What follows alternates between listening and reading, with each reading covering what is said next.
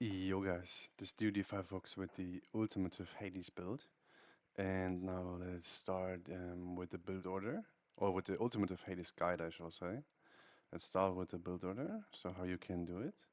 So one way to do it, let's say we can share um, a wood and gold between a storehouse. This also works if you have a single tree and a storehouse, this can also work. Then we can go instantly scouting and we don't have to worry about herding. We pre-queue the Vault of Erebus upgrade, which is 2.35 Creek villagers. It pays itself off after 2.5 minutes or 150 seconds. And it's a very nice upgrade that makes Hades a very strong god for, honestly, especially 1TC plays. He's less to town center god than many people actually think. And here we pre-queue Vaults of Erebus. Once the gold mine is at 2,900, we can build the temple. And Vaults of Erebus can be researched at around 220 with a build that is primarily focused on getting the tech fast. But with this standard build, we research it around 250, so with a delay of 30 seconds, which means we lose out on 60 gold. But with this build, we can basically make sure that we can up with 14 villagers. The timing with the 14 villagers, you 100% nail it if you herd the food to the town center. If you go for the granary, it can sometimes be a little bit rough, but we are going to see. The build is very easy. You put the first 4 villagers onto gold, you wait until it's around 2,900, then you put 2 villagers to build a temple and 2 on wood. Else you queue your villagers until you have the food for the classic time. If you want to play a fast heroic strategy or a classical fight strategy, then maybe you can even go for more villagers, get a house, after 8 on food, queue some on wood, but you can still use the same build. It's basically the same build for everything, just with different variations.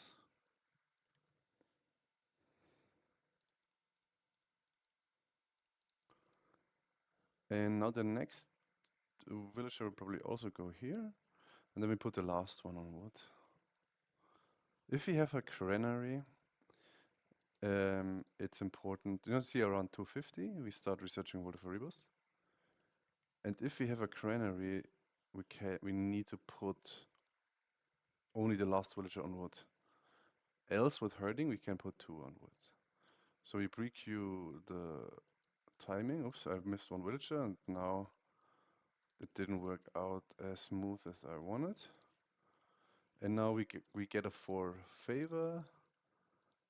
And now, for example, we could go for a second town center with this distribution. Let's start this again, and let's pretend you cannot share a storehouse. So you need a second storehouse. There's 2 ways to play it. If you want to herd, if you're capable of pulling it off, then you play like this.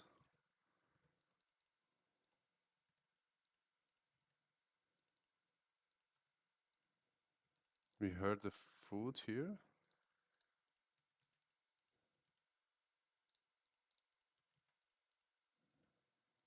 So this is some herding. Wait until this reaches 2,900. Pre-queue all the Erebus.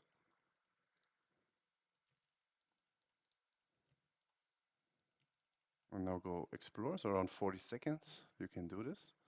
Now this reaches 2,900. Now build a storehouse here. Basically, this is just the same strategy. Just that we this time around. So basically, you always have wood for either a granary and 1 storehouse, or for 2 storehouses for this build. But now it's the same. We just queue villages again onto food.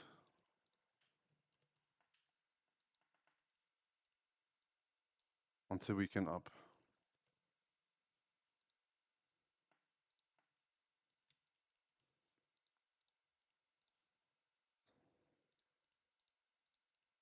Distribute them over the food. And now you go for scouting. I think on maps like Key and Oasis and Ghost Lake, when Ghost Lake is easy because you have aggressive hunt, which you can pull in with your Catoscopus. On maps like these, you should always go scouting because there are tons of herdables on the map. So herding is, for these maps I wouldn't advise herding. So now 4 more villagers. And what we can do this time around, since we have our food so close to the town center, we can put 8 on food and then Q2 on wood, which makes it a little bit easier to get a house, get Achilles and stuff like this. So now 2 more villagers here. And we intend in about 10 seconds or 20 seconds we should be able to gather to get the Volts of Erebus. Now let's go to 19 favor. 1 more villager. And now we also have less walking time if we do it this way, so we don't have to go from the granary all the way here. Okay, 1 more favor. So this favor is for Apagacy and Achilles. Now we go up. And now let's say we put those in.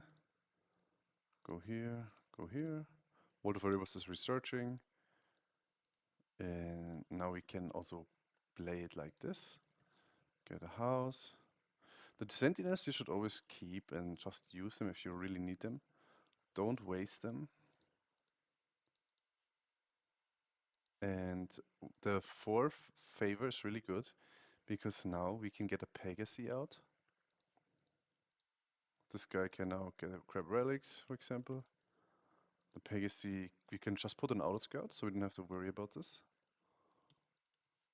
And yeah, now we can get Achilles and play from there.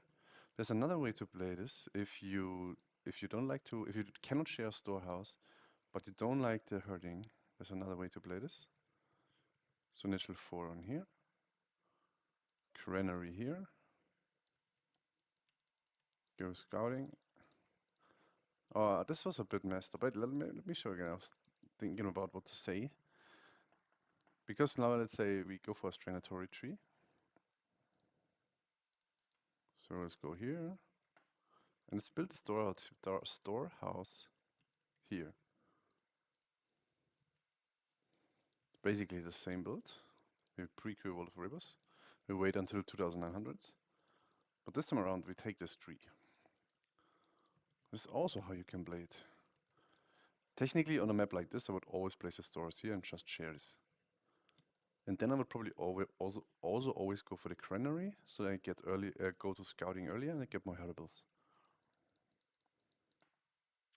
When I heard is basically on a map like Blue Lagoon, where there's giraffes, because they're very easy. You can shove them in seconds. Oh, I sleep. Now we get this. And yeah, basically the same build. Just that the woodliners are now here on stringatory trees. Else, it's the exact same build as before. So now let's skip this. Let's try a new build. Now I show you a build when you want to rush an opponent like Tsukuyomi or Susanoo, or maybe even Ra or Set. If you want to rush them, you basically play it like Poseidon. But this time around, this is the only time we put the first 4 villages on food.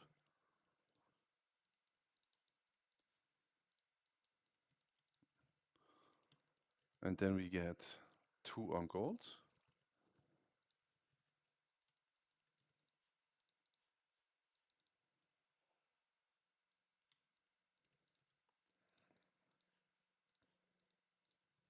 This time, the downside on this build is, so we are very fast, but the downside of this build is that we get a very delayed Waltz of Erebus. There's 1 gold. Okay. And we now put it here.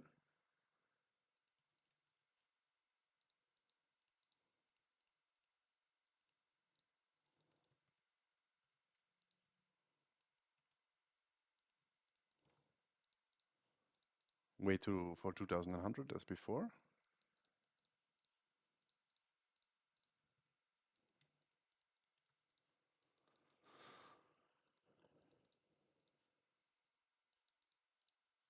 And you want to put 7 on food. And then you want to queue 3 on wood until you have 12 villagers. So we get close to build the temple.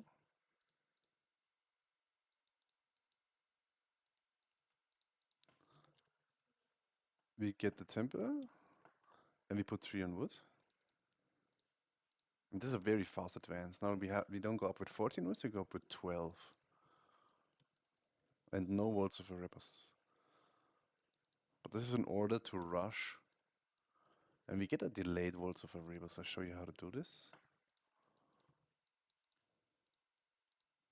What was this actually? I look at it, but I forgot. Oh yeah. And now we are very close to up. Can actually put 3 villagers off. Now we go Athena.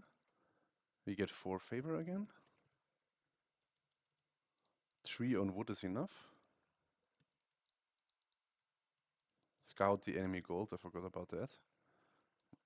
Now 5 on gold. Put 1 foodie for a house.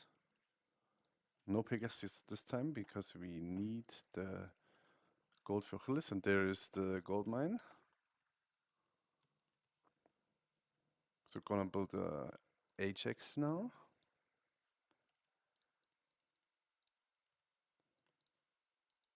And the next villager we build will go onto the temple. Queue the temple on here, grab this while we go to the opponent.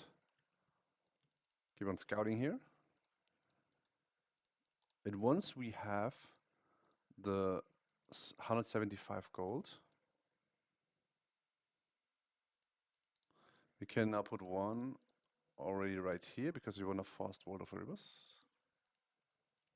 Build the Achilles. The Minotaur is supposed to tank the town center. Maybe build another house real quick.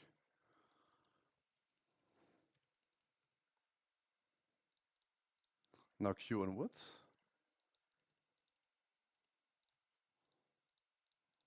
Get 1 stable.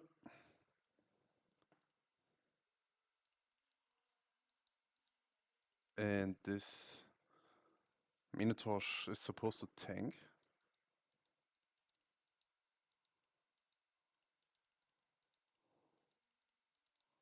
And this is how you pull off a rush against some civilizations.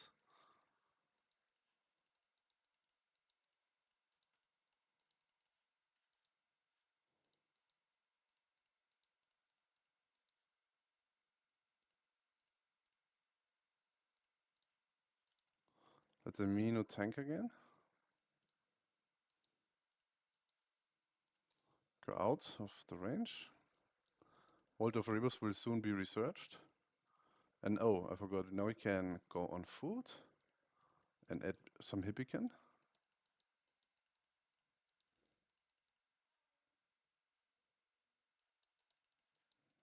Now we use Restoration to keep the pressure up.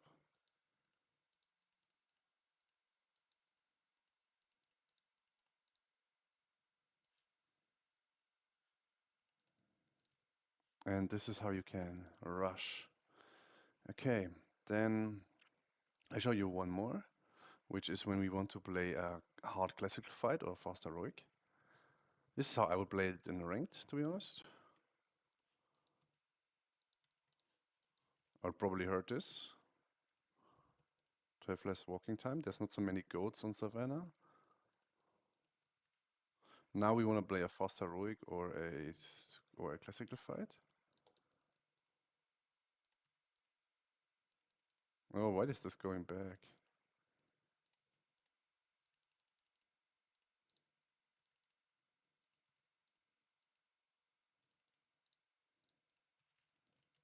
Pre-queue this.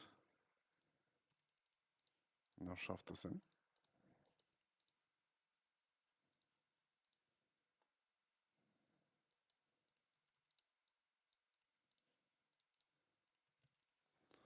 So this is how I would play in ranked.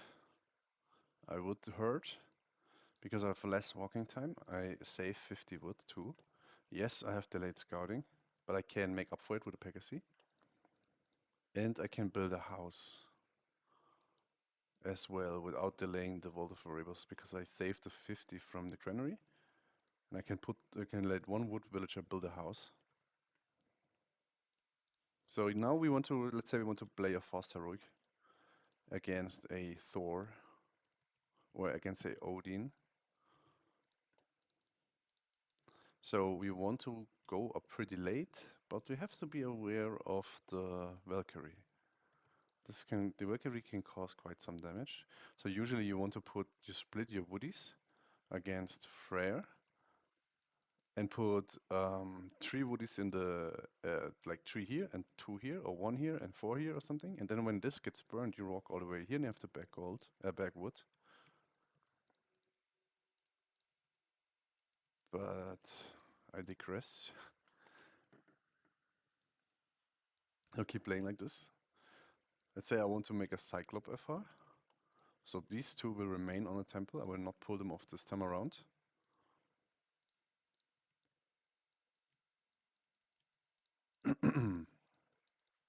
And I will soon add a lot of example games where I explain my thought process.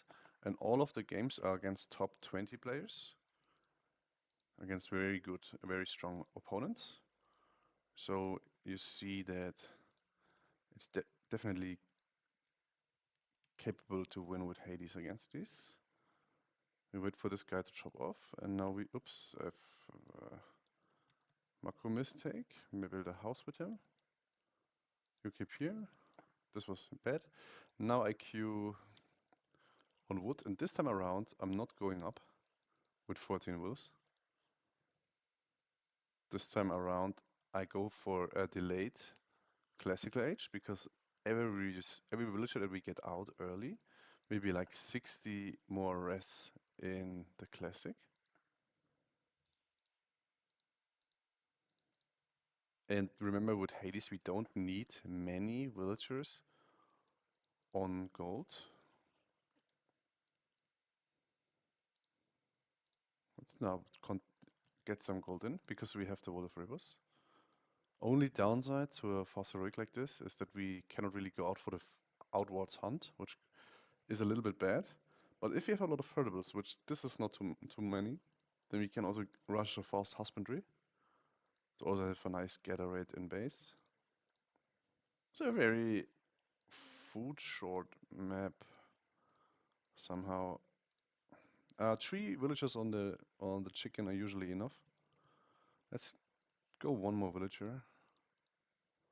And then we go with Ares. So I get a husbandry here.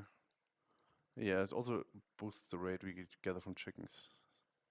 Let's get it. You go in here, and you maybe make a little wall there. Thanks. And maybe we build another house here. So these are a little bit more safe. And get a Pegasus out as well. And honestly, I'm often too lazy to micro the Pegasus. I micro my Catescapos because I'm used to it. I just put the Pegasus in Out Scout. Then he can find, like if you play against Tsukiyomi, for example, or Susanoo, he can find shrines on the map. He can just scout and find more relics and stuff like this. Oh yeah, by the way, I have to check the relics. But they are not, they are decent. This one is okay, I guess. Let's say we build this now, the HX, to defend. Just waiting here, queuing more on wood now, because we need a lot of Toxodis. Put this guy here, have 1 build a market. Actually, let's first get some on gold. You want to get this Will of Kronos because this takes so long that we kind of want to research this early. And the Pegasus is then later to drop a nice underworld. Let's say we get raided now, so we drop the sentinels, so we can stay safe in the base.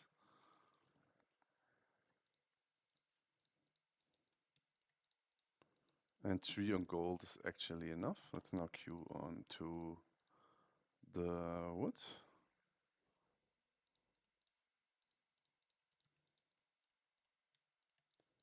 So very nice and safe here. Can drop 1 archery range. Have the upgraded Cyclops, so very strong into area of effect damage. And they have a 3x multiplier against mystical units as well. And now you go onto the goats. So this map is not very thankful in terms of food. So there's not a lot of food out here. But in a real game against a real opponent would be kind of risky to sit here on this hunting food. So now we build another Toxote range. And I would say now let's go up. And now we just wanna build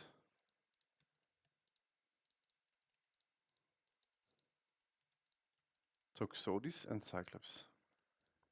And the Toxotes, so one big bonus of Hades is that Toxotes and the Chiron, the hero archer, will get automatic ballistics in the heroic age.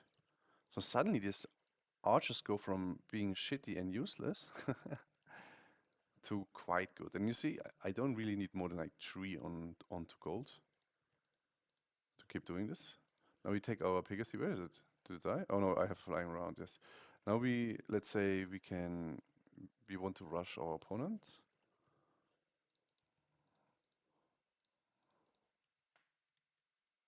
Build another house, please.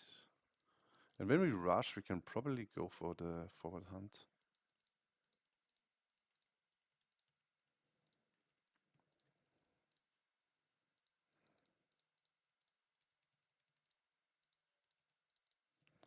So now let's say we want to rush our opponent. Oh, there he is. Delay this a bit.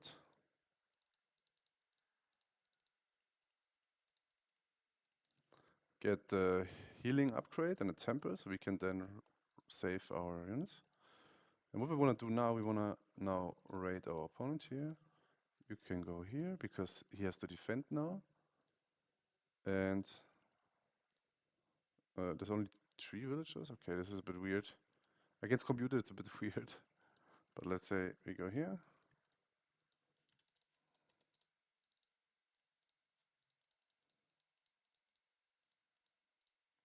Toxotes have now the ballistics upgrade.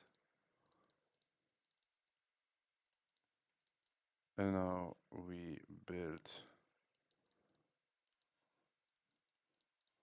So the Toxotes are supposed to focus the enemy heroes. We can now pre-queue and upgrade. Cause pestilence.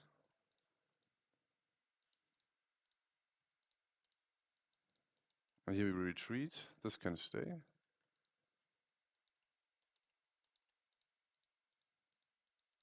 Now we steal the goats. So every time you do this, you can steal goats. And this is a way you can play an imposter. The point that I wanted to bring across is that if you play like this, then you can go up late, not fast with 14 worlds. This is also if you want to play one town center aggression, and I will soon show some videos. So let's talk about why Hades is so good. I think one is the Vault of Erebus. This just gives us a 2.35 Greek villagers onto Gather Raid. And this is huge because they are unraidable and they are just automatically added to the game. So this is why almost all our build orders prioritize getting this upgrade. And then Hades, I think, has a very nice upgrade line. So if you go, for example, Ares, Apollon, and Artemis, as we just now went Ares, Apollon.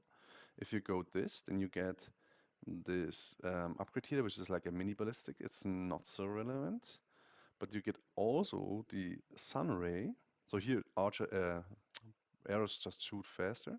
Here archers are stronger, And then we get this Shaft of Blake from Athena. So now we have the strongest archers in the game potentially.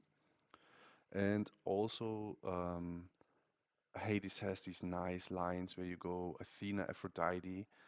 You get the Aegis shield and the Sarissa, which is a very strong upgrade, which makes hoplites very, very strong because they can now hit targets that are a bit further away, so they don't stack up, they don't crumble up like other units. And then you can, with Aphrodite, you can get the golden apple, which makes you get favor faster. And then you can spam out rest. So you have your strong Greek army. So Greek is usually a bit slow, a bit immobile, but has a very strong late game. And then you can kind of like spam restorations and heal up all your army. Then for the mystic gods, I think usually Hephaestus is better because you often get into like you get into the Mystic Age without having all armory upgrades, and with this Olympic armory tech, you get all the armory upgrades way cheaper. They're 75% reduced, and I think they also develop or are researched 50% faster. And you get 12 unraidable villagers. So usually, I would say if you have no idea what you're doing, the best way to play would probably be always Athena, Aphrodite into whatever. If you are in a long game against Japan, then the the Athena is way better because then the Toxotes they will just melt through Samurai with this upgrade. And I think so. What Hades his bony is that when you are fighting, that you have a 20% chance of having your units come back as shadows. So if you have a big classical fight, oh, we didn't lose any unit. That's why I cannot even show you. But this temple here will spawn shadows. So if you have a prolonged classical fight, you get your army replenished at least by a little bit. The shadows are not that great. They have no bonus, but they are pretty decent unit. And also, your Gyron and your archers have more range and sight. So basically, Hades is like a god that boosts infantry and archers.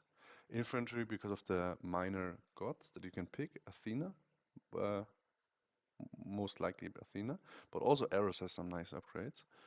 And I think what I love Hades for the most is that it's so versatile because you can play defensive with your sentinels, but he's also so good in applying aggression in heroic. So, for example, as you saw here, or early with the heroes, but you can also in heroic drop down a fortress and put sentinels around it and then siege your opponent.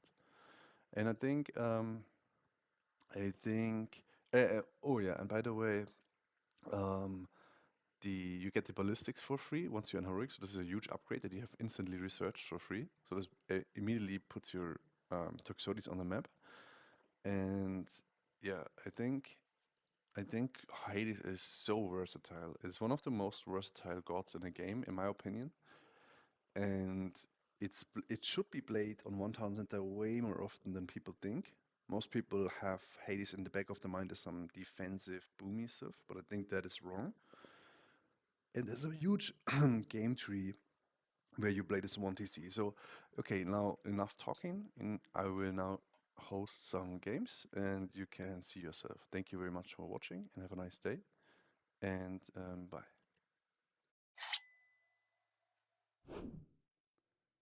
Yo guys, this is DoD FireFox with the ultimative set guide, and this here is the part where I show you 3 matchups that are actually pretty hard for Krieg or for Hades, which is against Set, which you could also say Isis. Isis and Set is hard. Then afterwards we're probably gonna look at against Poseidon, which is also very hard. And then we look against Thor, which is also a tough matchup. So yeah, let's start with this game. Here we cannot share a wood line with the gold mine, so that's why we don't go for a granary. If you can share your storehouse with both resources, then you can build in the middle. and get a granary, and the Katascabos can instantly start scouting. But now we just do the normal build. We herd in. We put 2 on a temple to gain favor and 2 on wood. Pre-queue the Vault of Erebus. And now we just queue villagers onto food. But this time around, I decided I want to go for a slow start. Because if you play Hades against Set, another Set enemy opponent is Killuminati, who is currently top 5 with Set, really strong. And with Hades, you kind of want to play a little bit reactive. And what I see here, I see this relic here that gets us more hunting rate, so that our villagers hunt faster. So I want to prioritize a early Ajax and delay the Vault of Rivers just a little bit, or not the Vault of Rivers. We don't even delay that by much.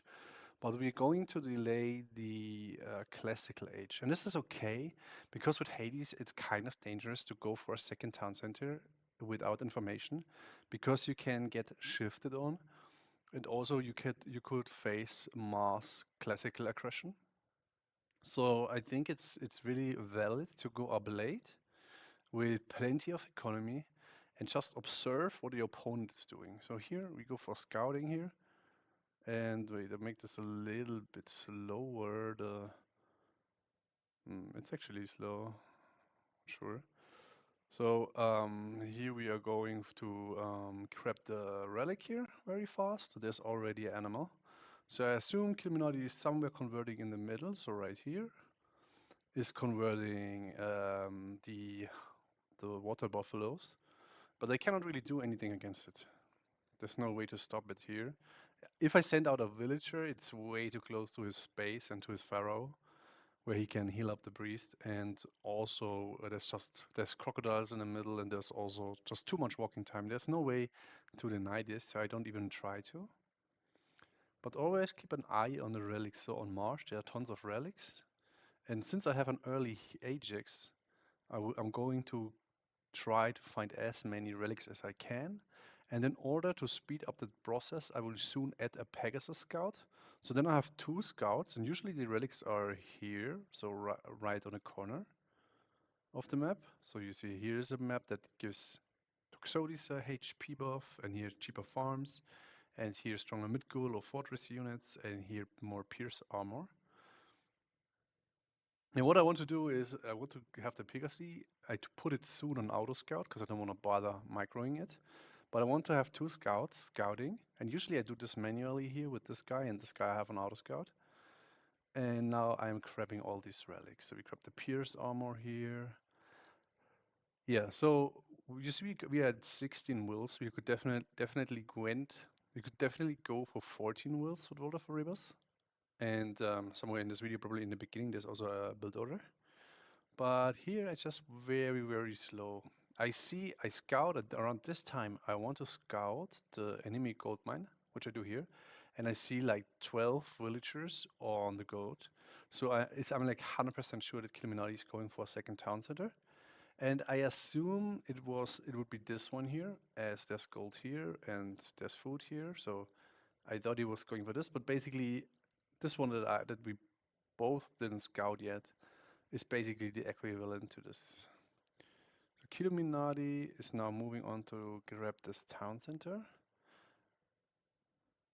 And we are just going up slowly to the classical age. I think he decided in the last moment to go for this one, as there's a gold mine very close. So this is a very amazing town center.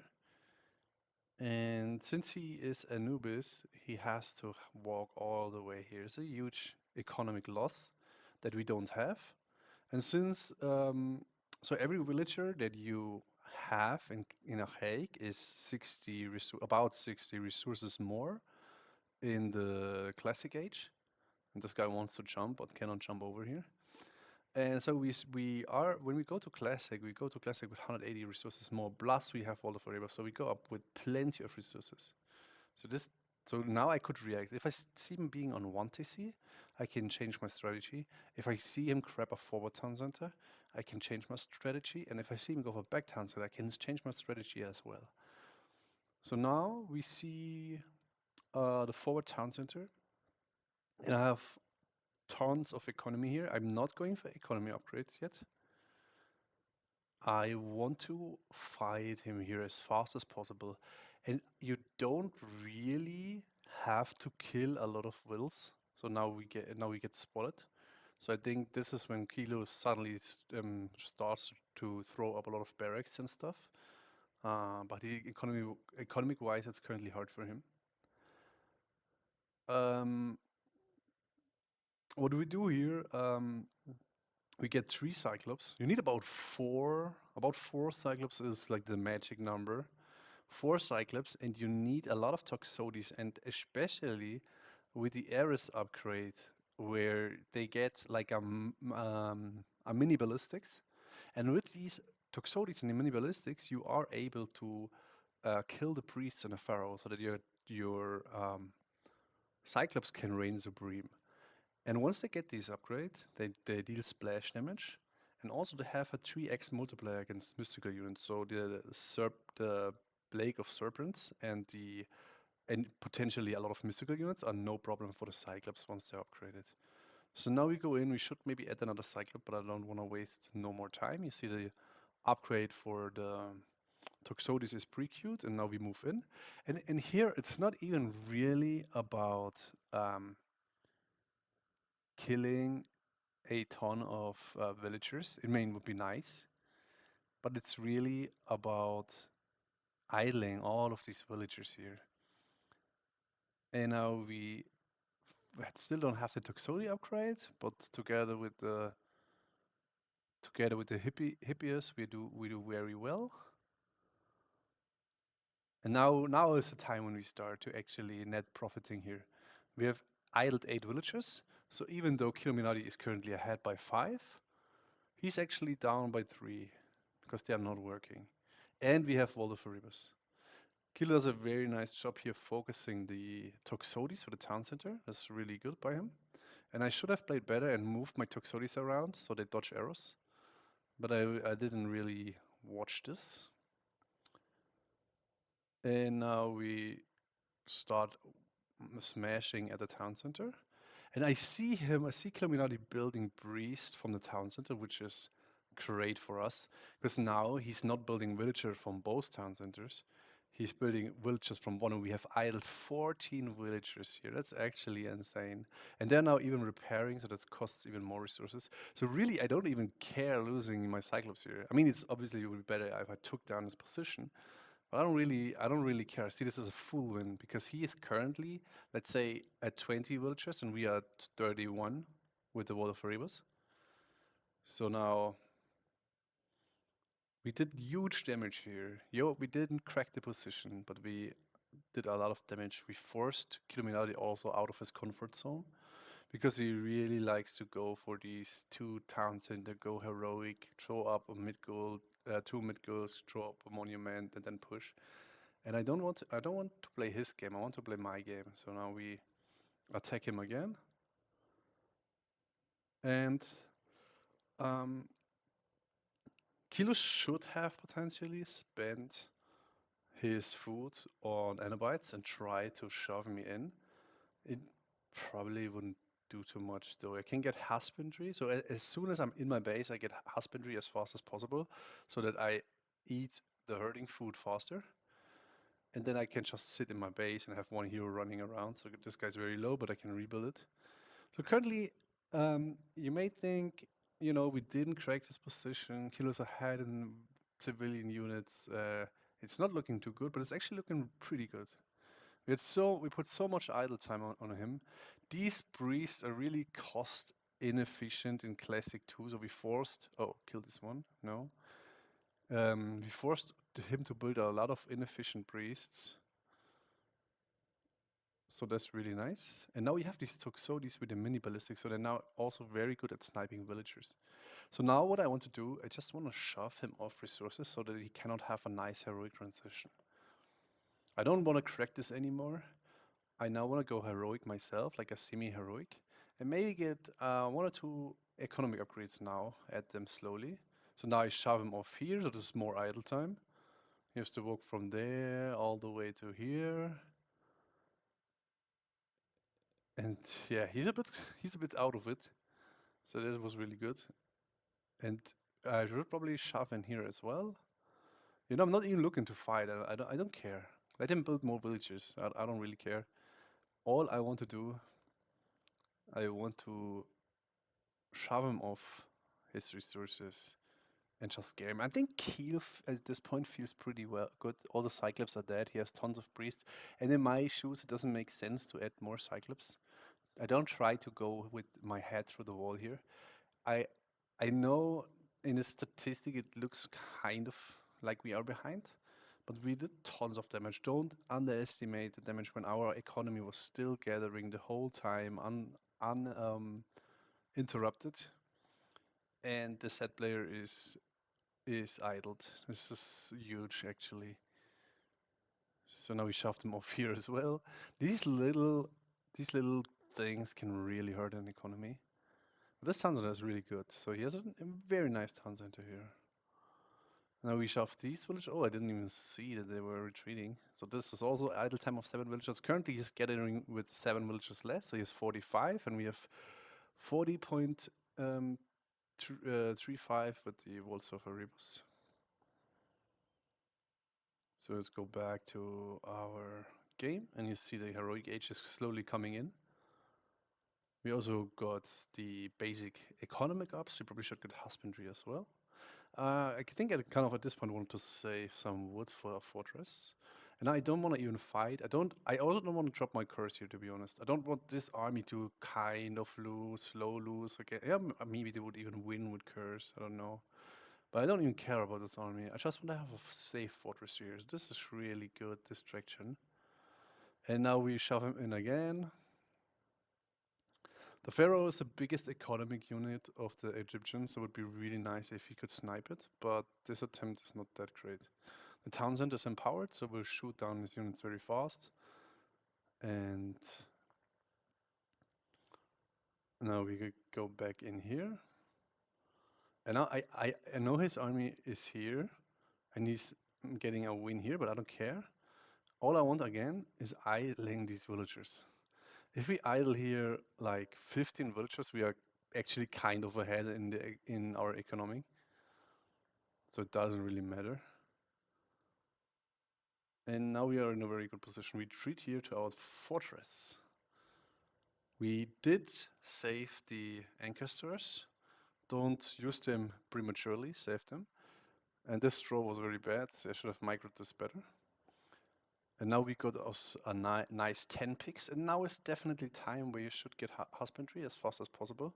Because with these picks and the ones here, you have a total of 17 picks if I collected all of them. Yes. And with husbandry, we basically have a very nice food income here. So now we get us a Petropolis to siege this down. And here, all that matters is idling, idling again. We idle over, 16 villagers here. Kill 2. I mean, it's nice to kill villagers, don't get me wrong. And this is the second gold mine of Kilo.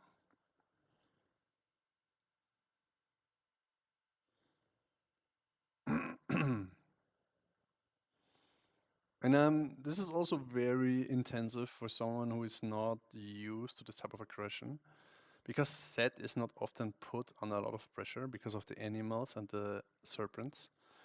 I think it's really hard to play against this type of aggression, especially if you don't have it too often.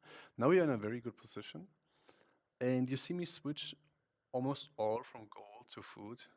Now we have 26 on food, because I almost have the Mystic Age here. And if I get up with Hephaestus, not only do I get a nice 4th hero and I get all the free armory upgrades, or not free, but I get all the armory upgrades, but also instantly add 12 villagers, 12 unraidable or semi-unraidable villagers to my economy. So I think Hephaestus is just now a very nice payoff.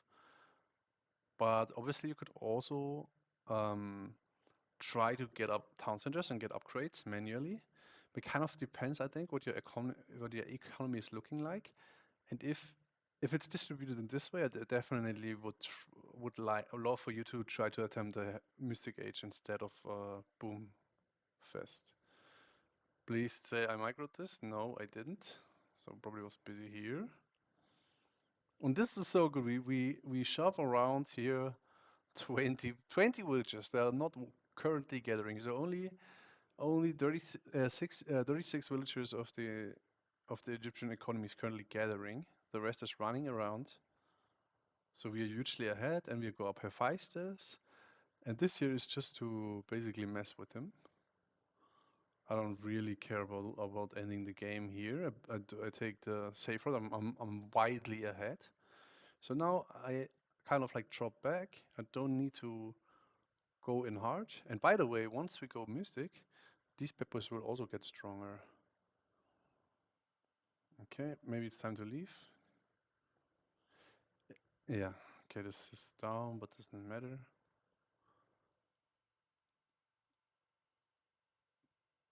Now we push him off nicely here. On this, we control this side, and he's basically here. And we can then either decide if we want to push around this side, or if we just want to push into his main base. I think in the Mystic Age, Hades really shines with a nice combination of infantry and archers, and you also maybe want to add some Helipolis to siege down your enemy. I think Kilo feels decent. No, I mean he feels probably pretty bad about this game overall, but I don't think he anticipates this Mystic Age now. He probably thinks we are all here sitting on low resources, but it couldn't be further from the truth because we had no idle time. We're just gathering resources.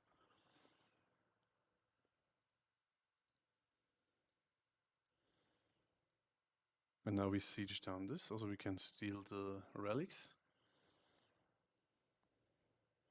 And here, honestly, I don't even care if I'm losing these mystical units to the priests. I think seeing my economy, I think it hurts him way more if I'm sieging in here. If I keep the pressure up with Petropolis, and if I take down Temple and take down priests in this fight, I think it hurts him way more than me losing these mystical units that I can replace. And now you see we have all the armories. We now are queuing all the upgrades, and we added these villagers. So currently we are ahead by 14.35 villagers here onto the 50 that you cannot see. And these are semi-unraidable, I would say. And here, okay, this may be a point we could start thinking about retreating now. Because we don't really want to lose the Petropolis. I care more about them now at this point. Because I'm short on wood, and they are quite expensive. I kind of want to save them so I can maybe go for town center behind this. And there's quite some miss macro. I don't even know, like during the game, I'm like 100% sure I took like these and like put them on gold, and somehow I messed up and they're still stuck on food. I don't know. But yeah, this happens sometimes. So now I want to get more value. I want to destroy these monuments and completely hold the favor income. It's not so expensive in terms of resources lost for Kilo, but if he has no favor income, then even if he would hit Mystic Age by now with Toth, he maybe is short in favor and cannot get the value of that. And now this is the win. And at this point, it looks very, very bad for Kilo because we can just like get all the free upgrades here. They cost basically nothing. And then we can just mass a big army, have map control, and push it and end the game. And this is how you can play against Set. And we go to the next game now. And the next one I want to show you is also against a 2K player, against Nerdology, who is on Poseidon. And this is also known to be a very hard matchup for Hades. So this map is Alfheim. It's actually not too bad for Hades, this map, because there are a lot of choke points, but theoretically you can have a bunch of archers and you can easily wall it from incoming raids. But overall, many Hades struggle with beating Poseidon, and Poseidon is very, very strong against Creek. So one way I would play this is basically to kind of mirror the Poseidon. If you kind of start, you want to go up fast so that you cannot be harassed and be pushed off resources easily. But you want to do it with World of Rebirth, so you have an automatic 2.35 villagers edge over your opponent. And then what you kind of want to do, you kind of want to see what the enemy is doing. If he's massing centaurs, you kind of want to go fast heroic and get the Chiron, the heroic H hero. If your opponent is going for 2TC, you kind of want to mirror it and go for a town center yourself or go for fortress push. And if your opponent is massing in classical, you kind of want to do the same as well. So this is how you play Hades. You play really reactive. You're just waiting for what the Poseidon is going to do, and then you kind of mirror it. And we want to, so if we look at Poseidon, he has a lot of bony that feed into cavalry, plus the Poseidon bonus that makes the cavalry stronger.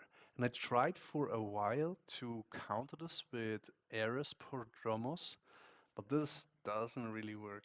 I think the especially the Thracian horses of Dionysos are way too strong. They give lifesteal to the enemy cavalry, and together with bronze, they're basically unkillable. I think we should make use of our stronger archers. They are not really relevant in the early game because basically they lose to cavalry, and Poseidon is a cavalry god. But we have Athena in this matchup, and Athena gives us Sarissa and Aegis Shield. This is good against Centaur spam. And Sarissa is a really, really strong technology that makes the hoplites so they have more damage. But even more important, this is the most important buff to them, they have more range, so they do not get clunked up and they cannot attack and now have to wait until it's their turn. They can actually hack over the hoplite standing before them, and this is really really strong. It's very strong on big bulks of armies. Um, so we want to kind of play around infantry. So we have Mythology, very strong, very aggressive player. He likes to be very aggressive. Now, 1 second, I'm taking a sip of tea here. So now I can talk better. And what we are going to do here is basically just a standard build. Now we can share a storehouse between gold and woodline. That means we could have went for a granary here, but I don't like it against Poseidon because he will probably go up with 11 to 12 villagers and attack us with a fast center and an Atalanta. And if we are still having our food here, then he can push us off. If the hunt was back here, we could talk about the granary start. But I still don't really like it because very aggressive Poseidon will still try to harass you. Looking at this map, there's a really cool choke point here. If we build a wall here, so this is why I put 1 on gold early to get the gold for this wall. Then if he wants to harass us from the back, he has to go all the way around here. So this is really good. And also the center cannot stand here and shoot on this. He has to walk around here to be able to contain this. And if we put our hero here, he cannot just walk away. So this is why I prioritized getting this wall. And also there's a very nice relic. This is Harmonious Necklace. When you see this, you should grab this. Basically, it's one of the S tier relics. It increases our gold gather rate by 10. And even though we are Hades and we don't really need it that much because we have our World of Erebus, we for sure don't want to let this over to Poseidon. And Poseidon, oh, he didn't scout it. This is good for us. Poseidon has the fastest scout of the 3 Greeks, and he can scout the map really quick. And by the way, if he tries to idle your villager, just Alt S, and the villager will keep working. And now I instantly go out and grab this relic. So as said, it's more about us having it than Nodology, and not about Nodology not having it. And here I go in with a villager. I want to shank. I actually try to kind of shank it so that it's slowed down, and then the town center and the sentinels can shoot it down. He took a lot of damage here. So this wall will already paid off. And we go for the berries. And this kind of sucks in this matchup. You get the 2.35 Creek gold villagers, the unrateable ones. But at the same time, you run out of hunt very soon. Meanwhile, the Poseidon has map control. So he can walk out, and you can never walk out against Poseidon. I wouldn't advise to it unless you park like 10 hoplites here, 10 hoplites here, 2 heroes or something. And Poseidon can hunt. So they get it at 0.9. And we get it at 0.7. So we are falling behind by now, but we have the Water for Rivers, so it's kind of even. But we are not getting ahead here in economy. And now we get this relic as well, which makes our buildings stronger in attack, which is also really good. Also for the Sentinels. A wall here is very important. In this game, I should have put a wall here. So you can only basically come from this direction or from around here. So this is very important. And as you see, I got a Pegasus out because I want to see if Nadolchi is going out for a town center or if he's building units. Like, what is his strategy? And I'm not doing anything. I'm not trying to take this town center. I have one barrack. I'm not even building units. I'm still waiting. What is he doing? What is the Poseidon player doing? And if I'm in a situation like this, and I still haven't seen a second town center, I mean, okay, if you see a second town center, you either grab one yourself as fast as possible, or you go for fast heroic and try to push in. And I didn't see any units, so you see, I'm still waiting. I'm now working onto a fast heroic because I don't want to waste my time. And if he's not showing his cards, what he's going to do, I will prioritize going heroic because then I get curse, I get the shooting hero if he is massing sense, I get more technology upgrades, I can put down a fortress, all of the nice stuff. So I'm not doing anything, just waiting. And now there's a first rate, and I react really, very poorly to it, losing one villager. And this shouldn't have happened. And now I'm forced to go onto cows because it's too risky to walk out to get food around here.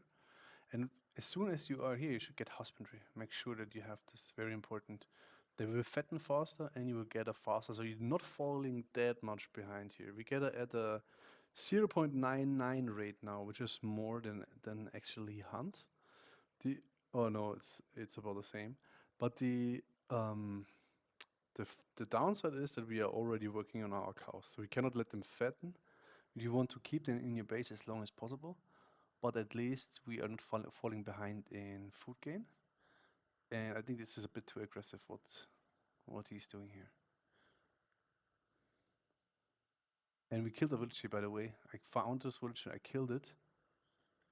And that's why we are kind of even. We are now falling behind in villagers because we are going to the heroic age.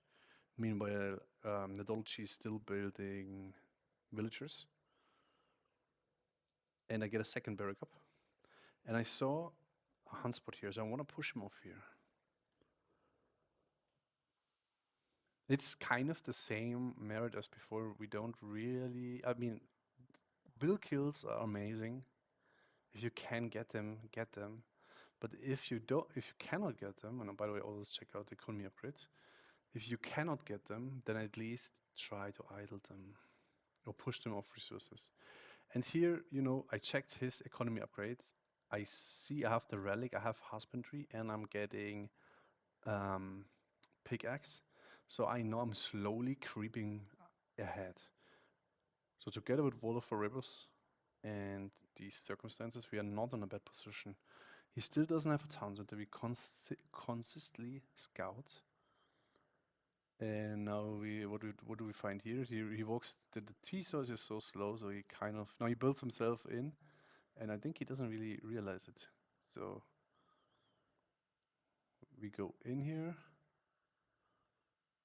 And this is a big mistake from Nodochi. I don't know why he fought there. Oh, you're maybe busy raiding here. I think we are losing more villagers on this. And now we shoved him off the resources here. And I'm still, you see, I'm not pumping Mars hoplites currently. I'm still waiting. I'm still not doing anything. I'm not causing curse here. I'm still kind of waiting. I'm playing a very patient game. I said you want to play reactive. And I got Misa Research just to have a bit more beefy hoplites. And now what I'm doing, I want to build a fortress because I don't see mass units from him. So I'm not massing myself. The right reaction now is to build a fortress. And here I do this, I mean, kind of the units are kind of like bugging out too, but it's kind of weird. I should have, yeah, this is kind of bad. I don't want to go here. Maybe he has a wall here already, and then I walk all the way here, and then my units are shoved off already, so.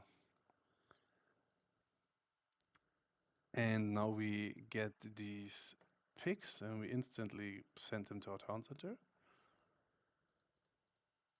And now we build a fortress right in his face. So as said, this is a very reactive and patient game. You always have to scout what the Poseidon is doing and then react accordingly. If you see a mass army with centaurs, then fast heroic and army with Chiron is probably best.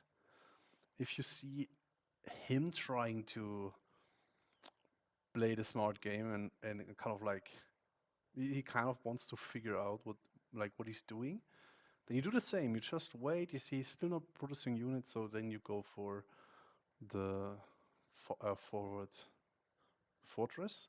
And now we are in a really good position. The only problem is we currently do not have another sentinels. So I queue the golden apple upgrade to get more favor. And I send more villagers onto the temple because I want the sentinels here. Now I bait him a bit. I want him to try to take down the Petropolis. And so I waited a bit for the restoration.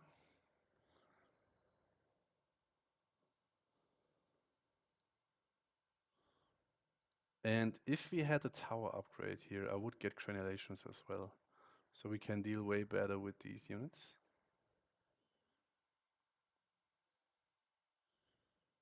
We siege down the frontier.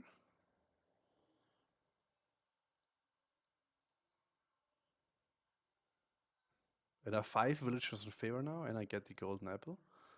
Just to make sure I can get the second sentinels. Chiron is really strong because with Hades he gets the ballistic for free.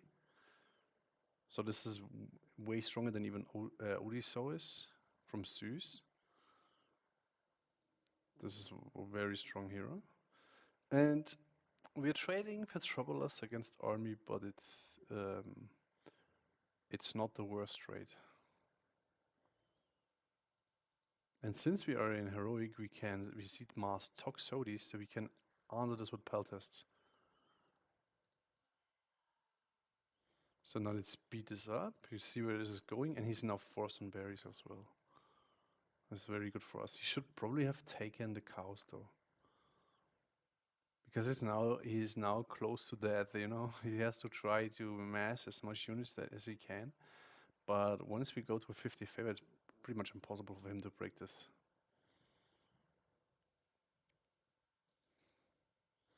Now we have full counter units.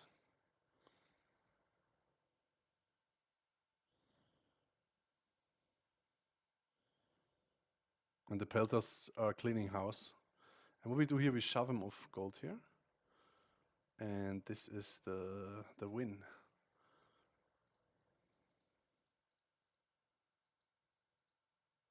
And you see our economy is pretty much even though we have World of Warriors, but he's hunting and we are not. So technically it's a pretty even game. So this is how you can play against Poseidon. It's a very tough matchup for Hades. And now I want to show you how to play against Thor. This is also a very tough matchup. This was against Borg, who is 2.1k in this game, so he's like top 5 or something. and it's again marsh. And this time around, I don't really need to hurt because I have a strangulatory tree here. So I cannot really share a wood line with my storehouse, but I can get this tree here. So now I go for the granary so I can scout more because I want to see the map. I kind of want to see what the map is like because the map is usually mirrored. For example, if this was a perfect town center with like gold mine here and food here, then playing 1TC Athena, for example, is probably how to say it's probably not so good because if he plays it correct, the thing is with Thor. So with the thing with Thor is our friend Borg here usually likes to get up an armory and then get the military upgrades and get extra villagers that boost his economy. The thing is, against me, he doesn't like that because I rushed him a couple times with like 12 villager Hades.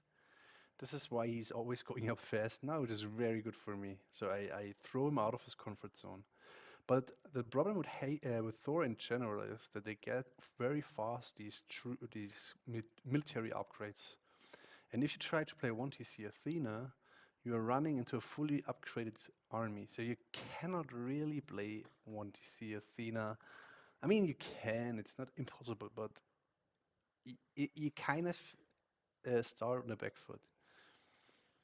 So here against Thor, so this is a hard upgrade. So probably against Odin, I would like 1TC Athena. Hoplite Toxotes, big fight with Restoration at their second gold. Shaft them of Hunt. This is how I would play against Odin. Against Thor, you have to play it a bit different. So in this game here, you see we put the two villagers here on this tree. I put another two here because I decided I want to go up late and I want to grab all these relics. And also here down is also another very good relic that gives villagers plus 5% gather rate. And all these relics, by the way, the plus 10% gold, the plus 5% gather rate, the plus 5% gather rate on wood and gold, and the faster hunting, all these relics, you should prioritize them. I think they're really, really good, and you should grab them if you can. So here, in order to not have super delayed vault for Rebus, but to get the relic, prioritizing going up slow again and just getting all at the same time. And now I'm still kind of like figuring out how I want to play this.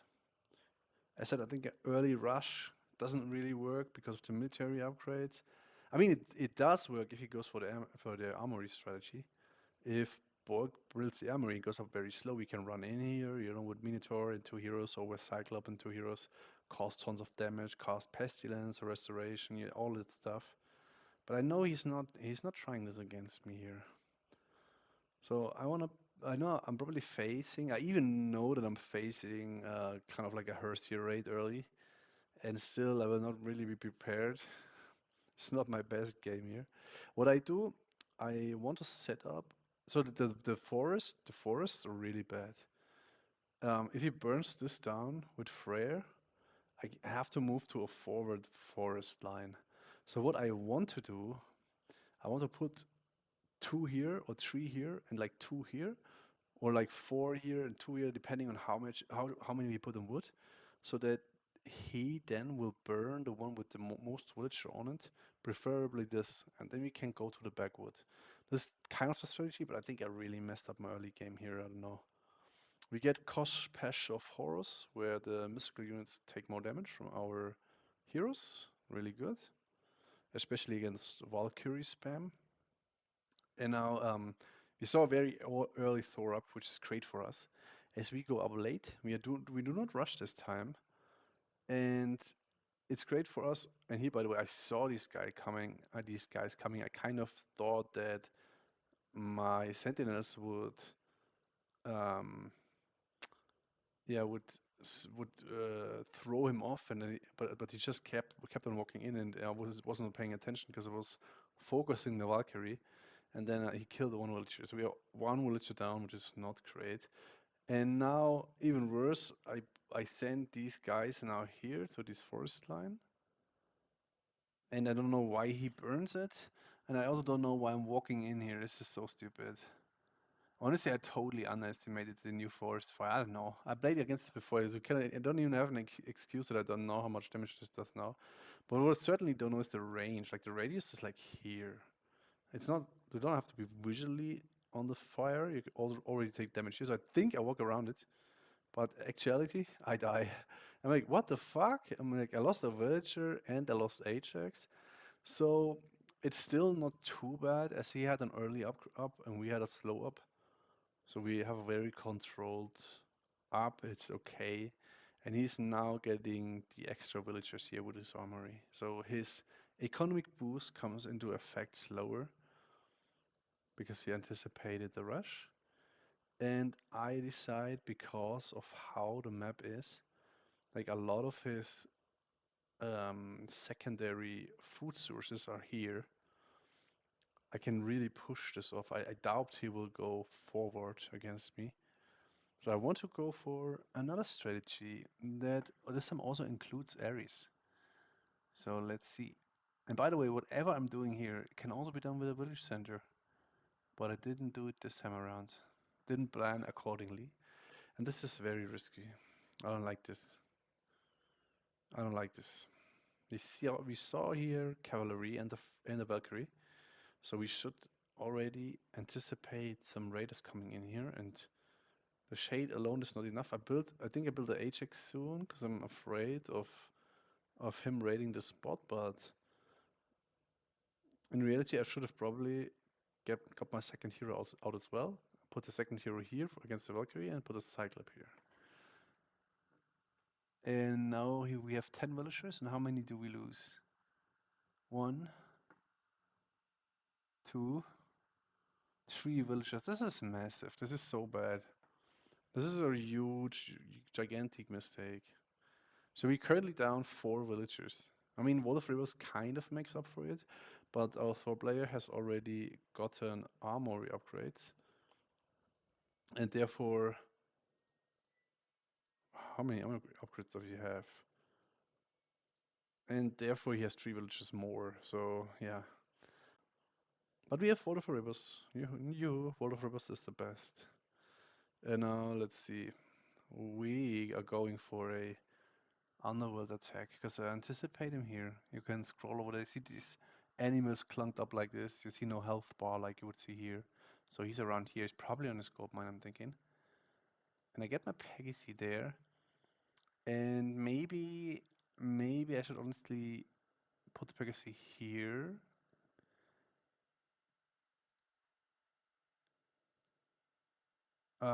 Put this Pegasus here. Now it's 40 to 24 villagers. This is insane. I now want to go for the attack, so I put my villagers all on the pigs and also get husbandry again. He saw my Pegasus, so he casted his Dwarven gold mine and is automatically running back, but I don't care. I know his gold mine is around here. I can still cause trouble and I go in. We kill like 5 dwarves here, it's really good. And now I just move because I want to find the gold mine and know it's around here somewhere. There it is. And I want to also idle these villagers. Same concept as before, have them run away. And now I'm going for the attack. So let's go slow again. You see the army value is quite even. And he has the military upgrades, but it doesn't really matter because we have the ballistics from Hades and the mini ballistics from Ares. We have these GigaChat Cyclops, just throw units. And the Toxotes now, they're supposed to focus the Hersius. You want to focus the Hersius and focus with the Cyclops, focus everything else. Just kill the Hersius. And I could have done a better job here at saving my Cyclops into the Underworld because we are up with Apollon. We can get Temple of Healing in the temple and heal all our units back. So if you can save a low unit like this, which is probably dying, if we can save these, then we can heal them back up at the temple. And you see me getting the upgrade here. But this was not performed too well. Also, I lost too many villagers. This Cyclop here, for example, I could take out and heal. So not optimal. And now we're causing a lot of trouble. And he's still ahead by so many villages. Well, we are 2,000 resources ahead in army value. This is great. And one big thing, when you do an attack like this, and this by the way works against, can work against Chinese, um, can work against Egypt, works against Norse, I would say. And here we kill the temple now. This is also 300 resources, or almost 300 resources that are down. And also he has some relics here. So once you go up, you see me stealing the pigs.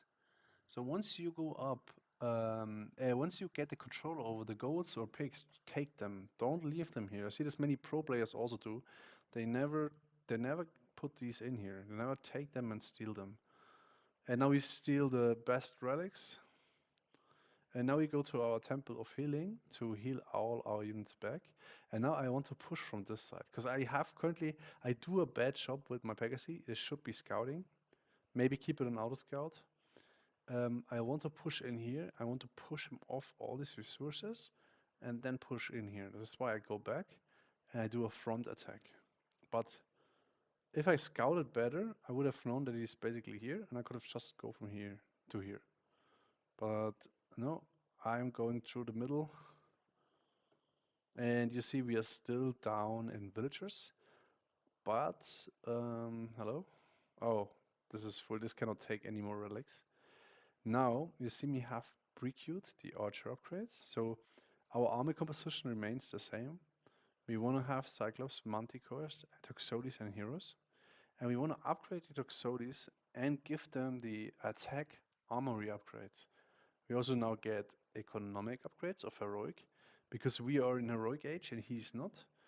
And if he had any lead on economy, then I want to make sure that I keep up on. You saw this. This is this hero here, Chiron, so strong.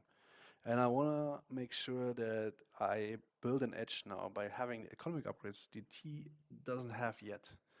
And they will pay off soon enough.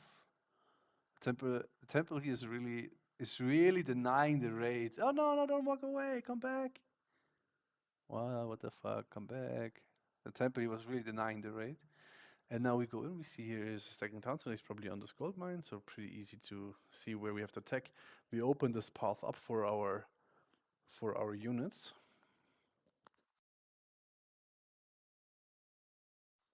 I mean for the units that we will build once we go for the attack. And we get the second attack damage upgrade. And we wait till the upgrades here are in. Because once these Toxotes, we don't really go for armor, we go just for damage, because the Cyclops will tank a lot. And these Toxotes can then take out all the key units. So if he goes for Hersius, they can take out the Hersius. If he goes for the, what's it called, the hero archers, I forgot the name, but if they go for hero archer, then we can also focus them. And the Toxotes just wanna kill the Hersius. Cyclops, no. Okay, this was not too bad. And he's still ahead by 10 villagers, so this is actually crazy. I think it doesn't matter that these were not in the fight. And now, dead TAs. Oh my god. And this is how you can also beat Thor. So these were 3 hard matchups for Hades. And I'm recording this now and I will probably add more videos to the Hades guide. So please keep watching and have a nice day. And please like and comment and subscribe. And thank you very much. Have a nice day. Bye. Yo guys, DoD FireFox here, and let's continue with the Hades guide. Now we have 2 games to watch of Hades against Atlantean, and then 2 games of Hades against Japanese, so you understand how to play these games. And I would say let's start with the Atlantean games. So this game here is against El Matador, and it was also casted by Suppe. And Mati is Kronos on Savannah. And Savannah is, I love this map. It's a really aggressive map, but you can also boom. It kind of depends. Sometimes the town centers have nice gold mines and food around it, but usually it's kind of an aggressive map. And the way you want to play against Atlantean, I think you have two options. One is 2TC or Village Center with Athena into Aphrodite. And the other way is for a Ares classic fight. I think why we have to kind of decide between those two opportunities is because if you play a slow Ares game, then especially against Uranus and Cronus, you have the problem that you run into chaos. And against chaos, you kind of need the Athena restoration. So you so with Ares, you have to play a fast game and try to finish the game.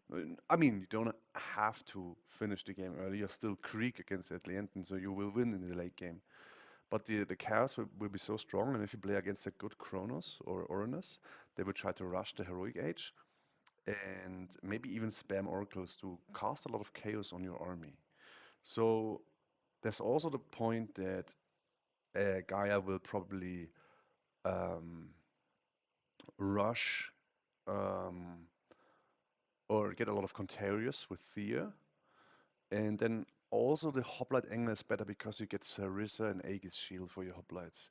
So generally speaking, you want to probably play more Athena against Atlantean because in the late game, a full Greek army with Restoration always wins against Atlantean. And what you can also do, you can run early with your scout, with your Catascopus to the Kronos. And if you don't see a house, then you know the Kronos is going for a rush. If you see a house, a manor, however, you know there will be a delayed classic time, especially if you see like a guild with economic upgrades or whatever. But I'm going now to try to see what he's doing because I'm not sure. I'm not scared. I'm Hades. I'm not scared of the Kronos Rush. Um, I have my Sentinels and I have the Ajax that builds super fast. I don't really care. If he rushes me, I just get the trees here and the food here and let the Volta Forrebus tick for the gold. I don't really mind. Um, so now I see the guild. This is too late. So the manor. So now I'm not sure what he's doing, but we probably soon will find out. Now he's up, and the Promethean come in, and there's no need to panic. I drop the Sentinels, but I don't click up here, you know. I just let the villager continue to build, and then I go up with Ares. So this time around, I decide to go for Ares Classic Fight, because the food here and the gold mines are here. And also, I thought that Matador would go for 2TC, because um, he kind of loves this crush into town center. But I think honestly that Matador decided against it once he saw the the Ares come in, which is smart. So now we go up Ares, and I decide because like if you are on a map where they have a second gold mine here like Giza, then maybe Athena is a better play overall because it's harder to push him off resources. So no damage here from the Kronos Rush. We see the temple is already retreating. We scout the counter barracks here in the middle at the food source. And I'm playing this really slow because I still kind of want to see what he's doing. But in actuality, it doesn't really matter because I want to apply pressure anyway. If he goes fast heroic, I want to apply pressure. If he goes for second Townsend, I want to apply pressure. So I took my time there, but this wasn't really needed. And here he comes to house to save the Oracle. I think the Oracle needs a... why did he not maybe he maybe it wasn't ready or so, or maybe he wanted to put it on a villager. I'm not sure.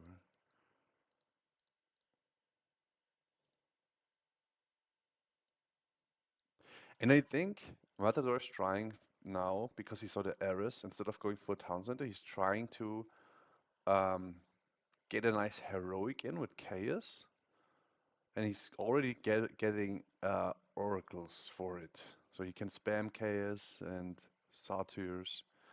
This is not really working because we are transitioning into the classic age, and what you want to play here is no Toxotes because Turma just absolutely massacred Toxotes. If you play the Eris Classical, I mean, if you play the Eris Classical, what you want to do is get the Hypnotist upgrade from Eris, so you can build Hypnotist in the Classical Age. You want to get a stable, and you want to get upgraded Cyclops. And now, since I see Matador play slow, I go for the middle hunting spot, and I def it with my army. This way, I'm not falling behind economically. And if he now would go for second turns, that would be absolute suicide on his side. Okay, we kind of missed this villager, but I saw an oracle here, so I'm trying to find the oracle. And I don't like Matador's overinvestment here in oracles. This is a lot of resources that he spent. Obviously, he wants to play, he wants to convert all his villagers into heroes. And then also spam mystical units and chaos and the heroic age. But yeah, the magical number, as I said probably before, is so in another game I said this before, is that you need about 3 to 4, maybe 4 upgraded Cyclops with the Will of Kronos upgrade. Then the Cyclops are really strong. Don't overbuild on Hippicon, just enough to chase around heroized Gyroballistas and Turma, like here. But you kind of want a good mix between Hippicon and Hypnotists. And Cyclops, of course. So now we have a bit too many, or too little Hypnotists, which we should add now soon. Third Cyclops is soon coming out of the town center.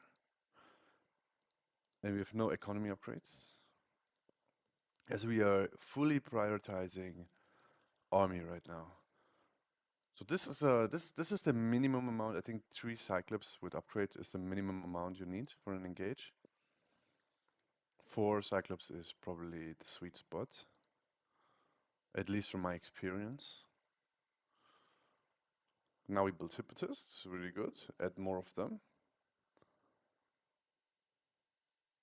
Where's the Achilles? You can chase those down so they don't cause trouble. And I'm pretty sure he's not. I'm not rushing anything because I'm pretty sure that our friend Matador is not on a second town center by now, because this would be suicide. If he sees that I'm here, he constantly trying to arrest me. It would be absolute suicide if he went for a second town center. So now I see his army. So a few more Hypnotists would be nice actually. Also a 4th Cyclop if we can afford it actually. And what I soon do, once I decide to go for the push, I probably pull all these villagers back. Or if I see him fully commit to defend, I can just go to another hunt spot. Maybe here, because my army is around here. It's very all in, because if we lose the fight, we have to retreat with our villagers and our army.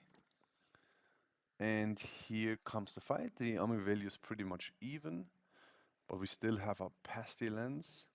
And getting these is really good. Retreat with the... So this here is a very important micro trick that you can see the Rabble and the Mister do often. You start fighting also with Protromos and stuff, and then you walk a step behind your mystical units and your heroes.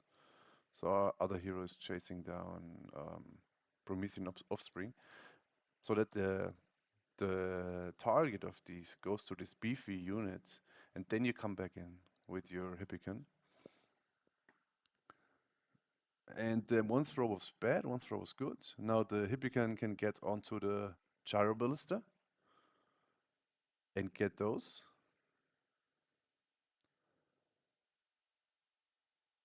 And probably Hippicon should be chasing now around these Twirmer.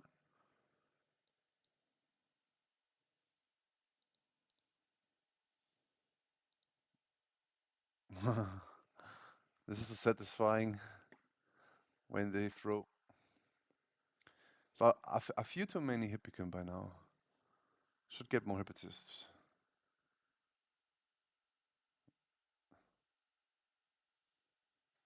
So yeah, this is one way how to play against Atlantean. The other way is, so all these games are against top players, by the way. So you should be doing well in your elo. Another one is here on my IceFox account against Neon Racing Cat, both 2K here on these accounts. And honestly speaking, I don't think that he had a chance of winning this when you see this map. Because there's a town center. The town center itself is not so good, but here is a lot of food. So this is 2,400 food. Wait, is it? Yes, I think. And a gold mine. And all I need is one wall here. So this shows the other way to play. If the map wasn't as good, I would have probably went for a village center. So either you go for a village center or you go for a town center with Athena, and then you always try to go heroic. If you happen to play against Atlantean player that just mass in more mills in the classical age, then yeah, village center is really good because you can protect both with the sentinels. So this is the kind of standard play I would say against Atlantean, because I know that Neon loves some heroic aggression. He usually does some semi-fast heroic, but it doesn't deter me from getting a second town center. We went for the normal build with the 14 villagers. We get a wall here. And also we got this nice relic where the monkeys will spawn. Now this guy does some risky thing. He tries to find oracles. So maybe this is a bit risky, especially against Oceanus, because Oceanus can slow him down.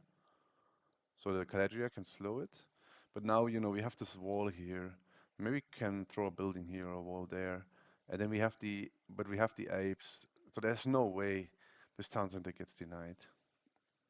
Trying to find oracles. And the way you play this is you win in the late game against Atlantean, and you want to just have big, full population fights against Atlantean with restoration.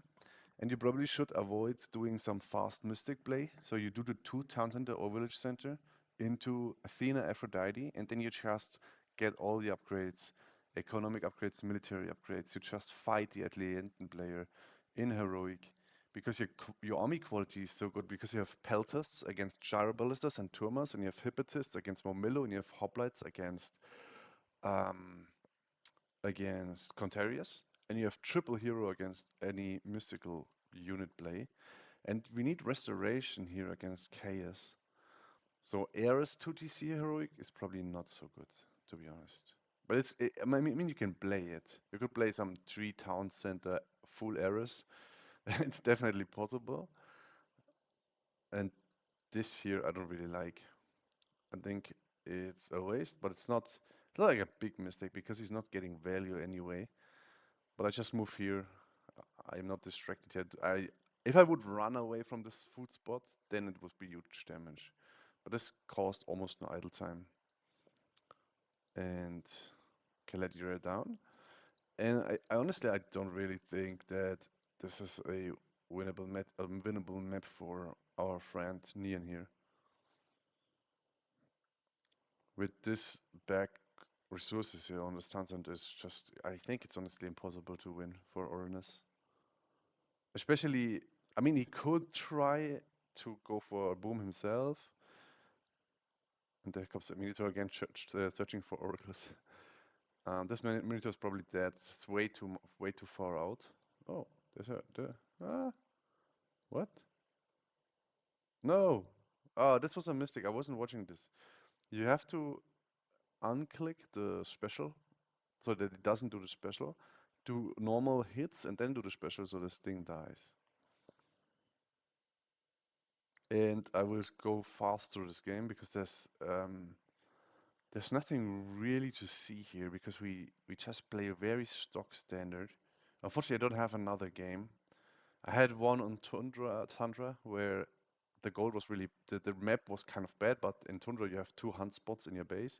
And I just put a village center down and then I just pushed out in heroic with curse and resto and won. But unfortunately, this game goes out of sync. So let's just see. This is basically how you play. Try to go heroic, and now you just play very standard. You get your military buildings up. This year I honestly played bad, but at least we lost 2 heroes and a mystical unit for 1 villager. It's probably bad. This wasn't a good trade. And another hero? Oh no, this was the same hero. And Chiron is low HP too, so this was terrible played. And we still win. So get the economy upgrades. Get us some more food. Make sure we have husbandry, so we benefit even more from that. And now it's just basically we just build counter units at this point, and just let our 2 town centers tick. We don't have to do any risky plays. Here should be another storehouse, so this is bad here this runtime.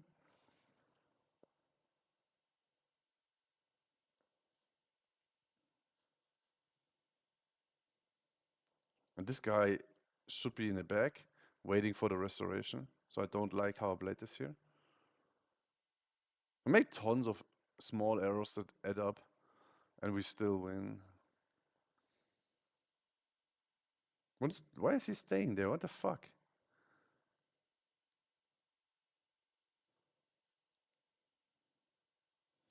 Yeah, but there's no way that Nyan is winning now.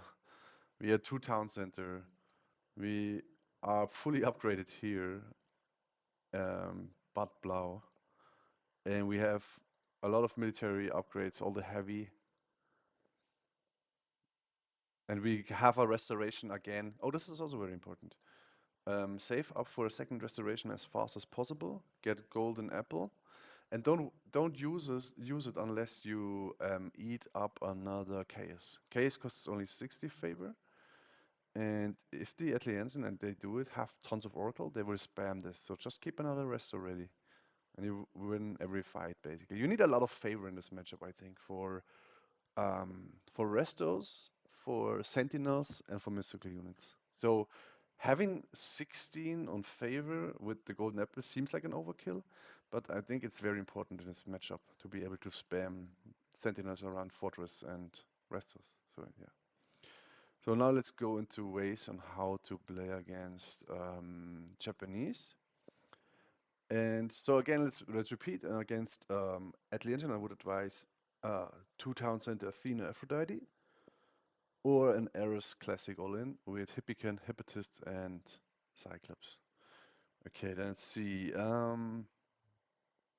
So now here we are playing against the Tsukiyomi. I don't know if you watch this, if Tsukiyomi is still OP as fuck, but on this patch he's very, very, very, very, very broken.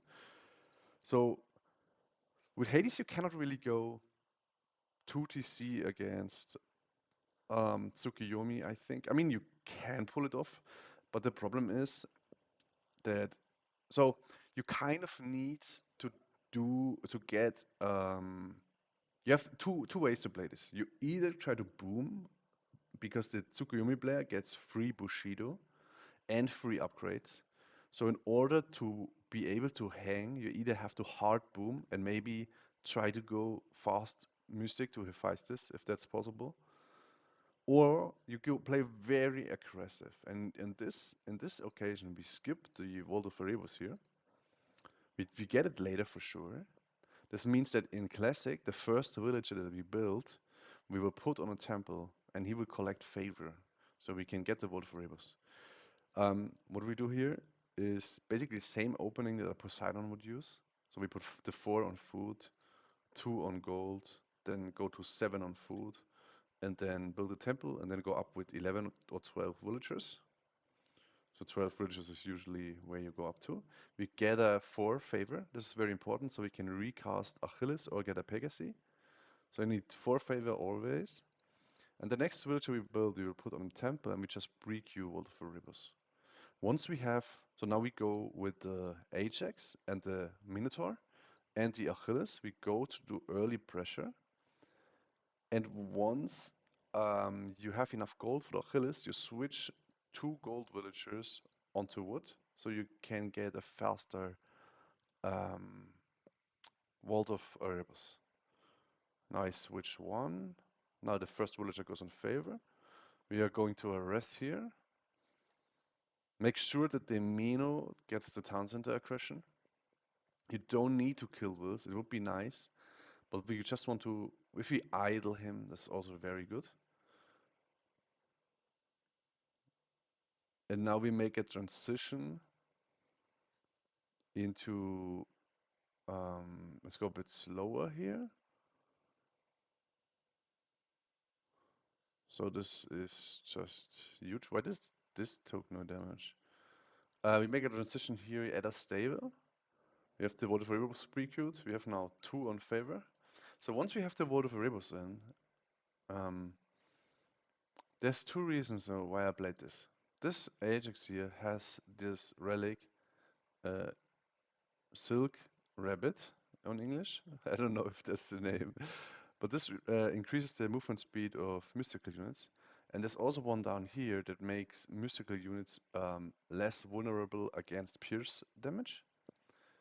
And oh, there's another villager that's basically out of. He's in a scout now. And see that Townsend is focusing. Now he switched the focus onto the Achilles. But we did tons of damage. Vault of Erebus is coming in. And now we're still hunting. This is huge. So Matador is not hunting. He's currently caged in the base.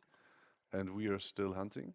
And now what we want to what we kind of want to do, we want to play like a semi-fast heroic and spam mystical units, because in heroic age our heroes and our mystical units get more beefy. And together with the relics, but I would still do this without these relics, to be honest. But together with the relics, this is a very good angle to now win, because we are now ahead by 3 villagers plus Vault of Erebus, which is 2.35 villager. So now we are ahead in economy, but Zuko is just so very lame that it's still not won here. It's still kind of even. Don't go for Toxotes, because the Naginata Rider have 6.6 speed together with the Foxes, and they can just snipe out Toxotes very easy. And if I still had Resto, this full meat army would be even better. If you can have an army composition like this and you can save up for another Resto, this is very big, because you have all these big HP units, and then if you heal them back up, this is so much value. This is way more value than, for example, on an Archer Ball. And now we grab relics with this guy. We put some pressure in here. I really just don't want him to hunt. So I have a unit here. I soon have a unit here. I just don't want him to hunt. I caused my early damage. And now we do this kind of like semi-fast heroic. I get my economic upgrades in. I keep building Minotaurs in case he goes now full out. So I have no idea what he's doing. I have no idea if he's trying to fight now with us. And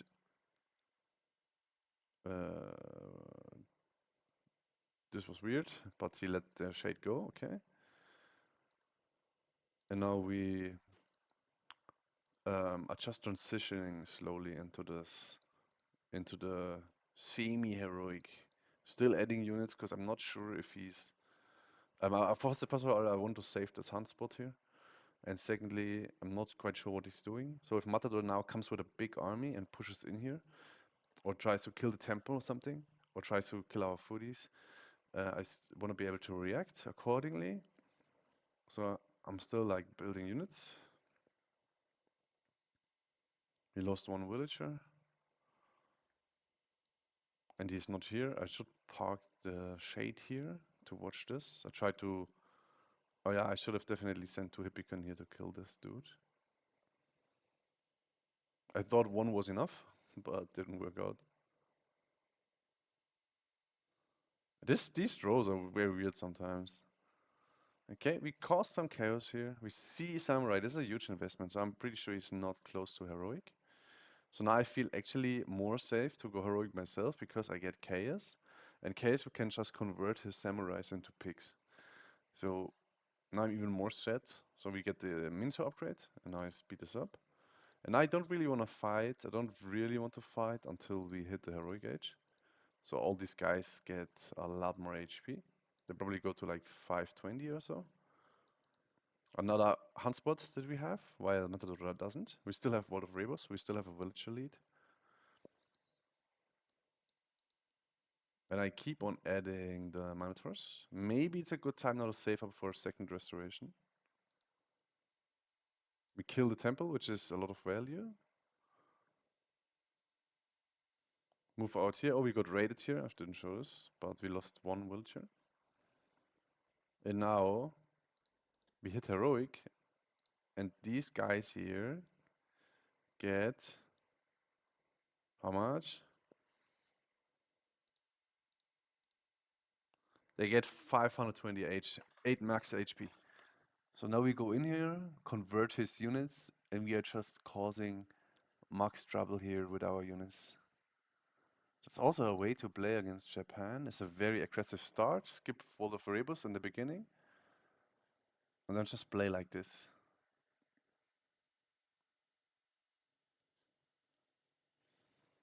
So, yeah, Matador, one of the strongest players in the game. And Tsukuyomi, one of the strongest players, gods in the game, but you can still do it. And another one I want to show is against Chasing the Sun. Boyd lately labeled him as top 10 player. And he's playing on Amaterasu, so also Japanese. And they usually want to come in with weasels and raiders. And we don't really like that. So again, I think booming doesn't really work. I think the current patch, the Bushido is way too strong. And it also lets Japan breathe. You want to play kind of aggressive. But Amaterasu has a good healing rate on their Miko. So I think the fast rush that we did against Tsugu doesn't work that well. I would not advise it against Amaterasu, but there's another angle because we don't have to fear a quick new moon in heroic. So Amaterasu it's a little bit slow. It doesn't have this big power spike in heroic like Tsugu has. So now we roll up everything. Just make sure we won't get the weasel raided. That's very important. This is a big investment. All these villagers walking around. I also got early gold to be able to wall this. There should be a house here, I think. Yes. And now we have everything walled in. We even have food, and I wanted to cage this as well. This didn't work. And now he comes in with his weasel. And this is, I just ignored, I don't even chase it. I'm going for relics. This guy is waiting, but should go for a relic. And I think Chasing the Sun is not happy to see this wall.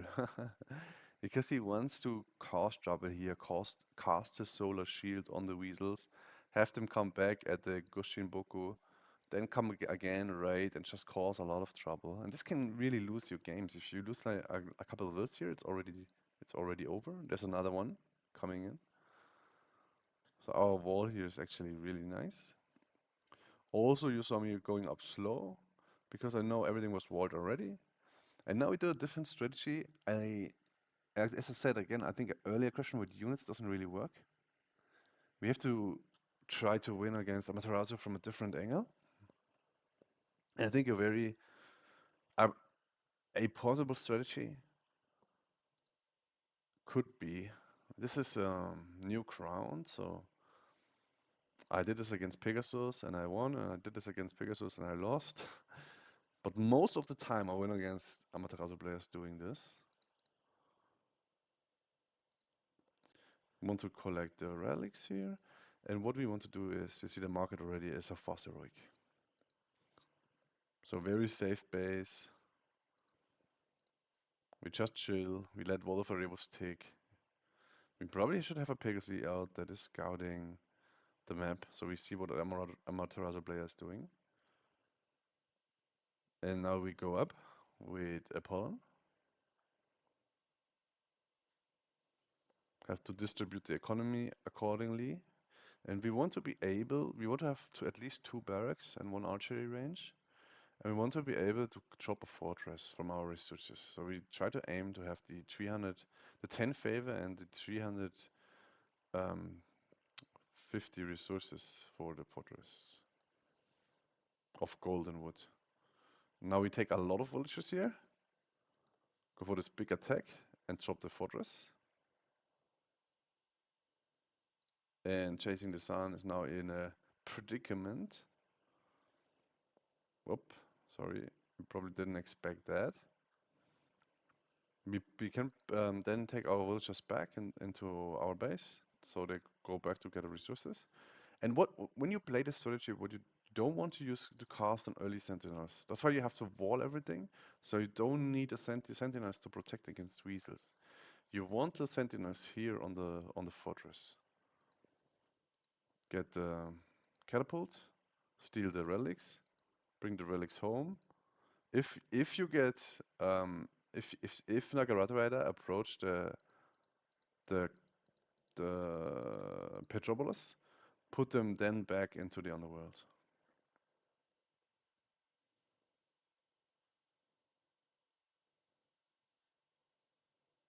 This strategy can potentially also work against Norse, but it's a bit risky.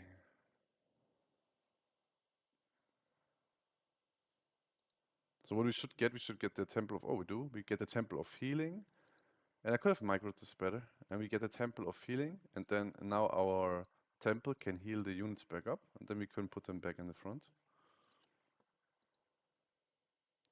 And now we keep building villages by Chasing the Sun is not able to produce any, and he has now to spend all this time to build a new town center. This costs a lot of resources and a lot of idle time on these villagers.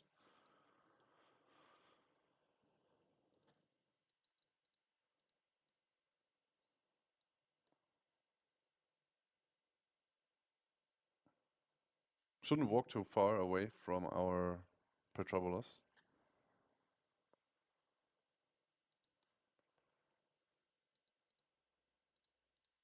And you can transition here however you want. I played this time a fast mystic. You can also get a second town center and pump army. There's multiple ways. There's nothing really right or wrong.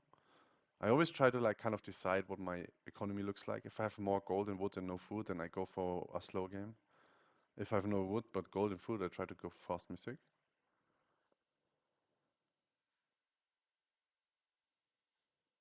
Boom, boom, boom, boom, boom. And yeah, we now just try to avoid fighting until we have all the upgrades. Just sit back. Now Chasing the Sun is on a timer, because our army will grow indefinitely stronger with all the upgrades. There was a small hole in the wall, unfortunately, or else this wouldn't have happened. And yeah, that's the game. With the same amount of villagers, but we have Wall of Erebus and the Plenty Vault.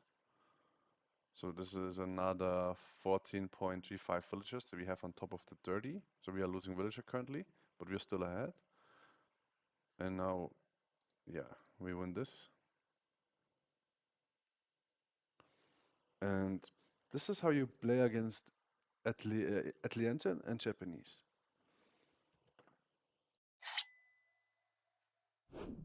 Yo guys, DoD FireFox here. And I want to show you a 2 town center build, which is very common with Hades. And who would be best for it than our friend Divine? By the way, I'm a little bit sick.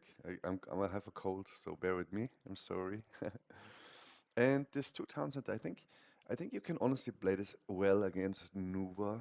Against Shenong and Fuji, I would probably open with a stable and an archery range. But against Nuva, you can very well go for some 2 TC Fast Mystic.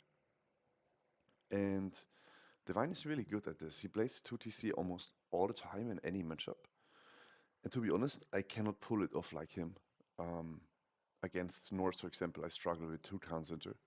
But Divine still makes it work. So let's watch him play this. And I think this strategy you can do against Gaia. You can do it against Nova. Like all the...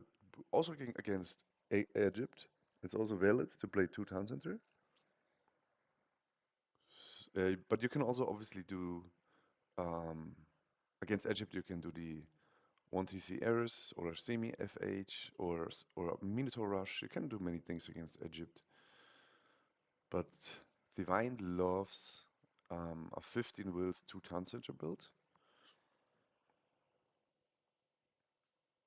A little bit delayed Volts of Erebus, but that's not too bad. And now he keeps 3 on food, 7 on wood, and 5 on gold. And 0 on favor. So no fast Achilles. And now he goes here. Gets the town center.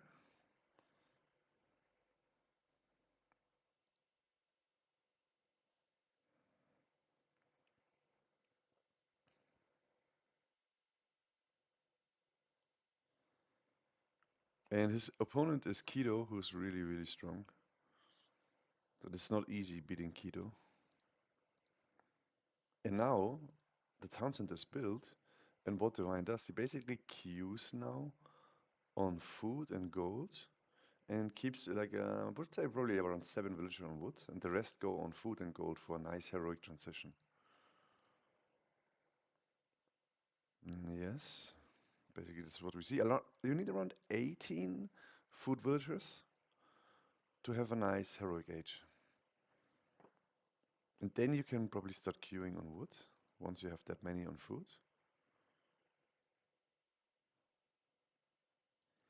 And you don't get any economic upgrades. I mean, you could probably get husbandry at some point. It doesn't really delay your heroic age.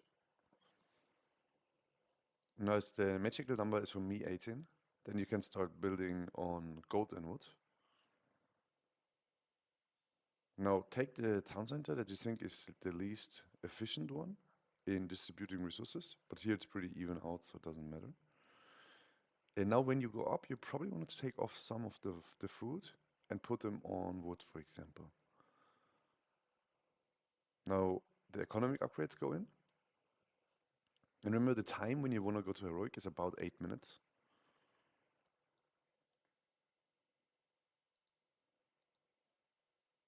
Don't know why the wine is with everything here on this spot.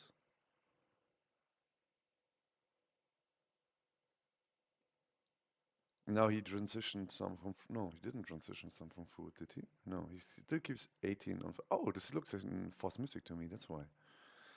Okay, I see. I don't like this fortress. I would have found it better if it was here to prevent Tiger Kev.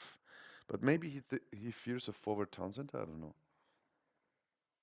Restoration to counter Fey Beasts.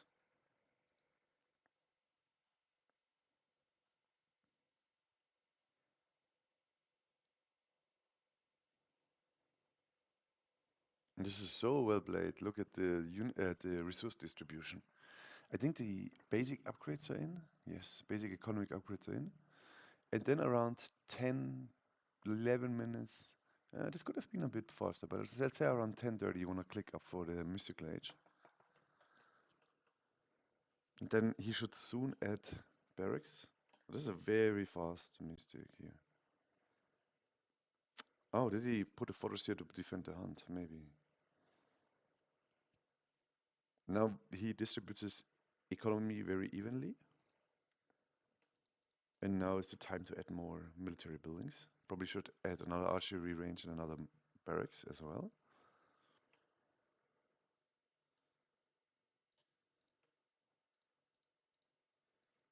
Now medium archer, medium infantry. And then the threaded Hoplite Peltas combo. So around, yes, let's say 30 minutes you want to be in the Mystic Age. Until then you play very defensive.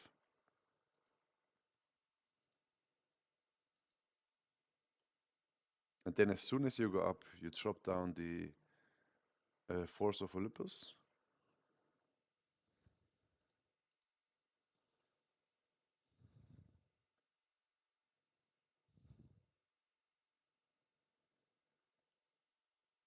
And as soon as the Force of Olympus there, you start researching it. You need a couple armories, like 2 or 3.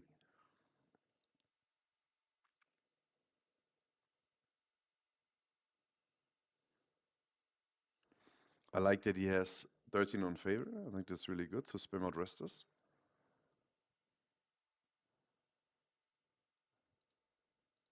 Now, if you compare the upgrades, the iron upgrades are coming in for the Creek. So soon the units will be very beefy. And he's still on the classic economic upgrades. I don't like the fact that I don't think there's enough military buildings. And now let's speed this up. But you see the point, how to play this. And this way you can play against Nuva, you can play against Ra, Set, Gaia. I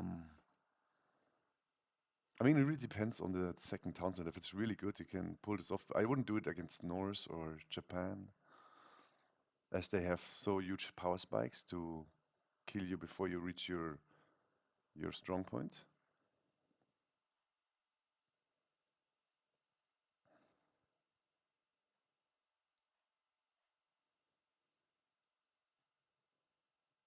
You're saving up for another rester.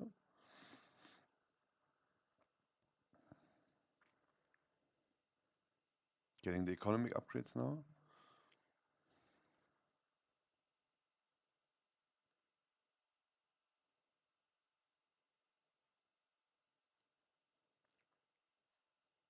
Also, these Gestrophides are so strong against mystical unit with this upgrade here with Olympic weapons.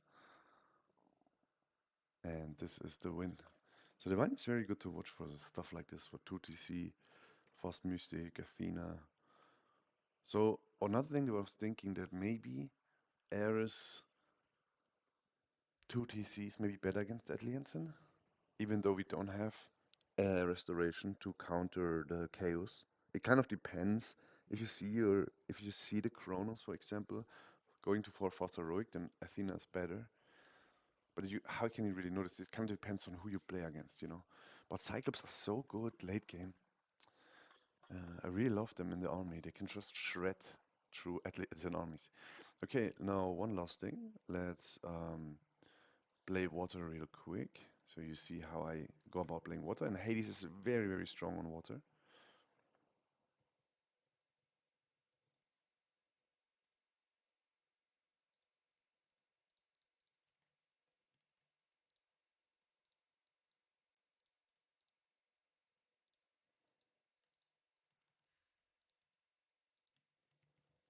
So I go like this. I get one ball ready. I could have also done this with a Catascopus, to be honest.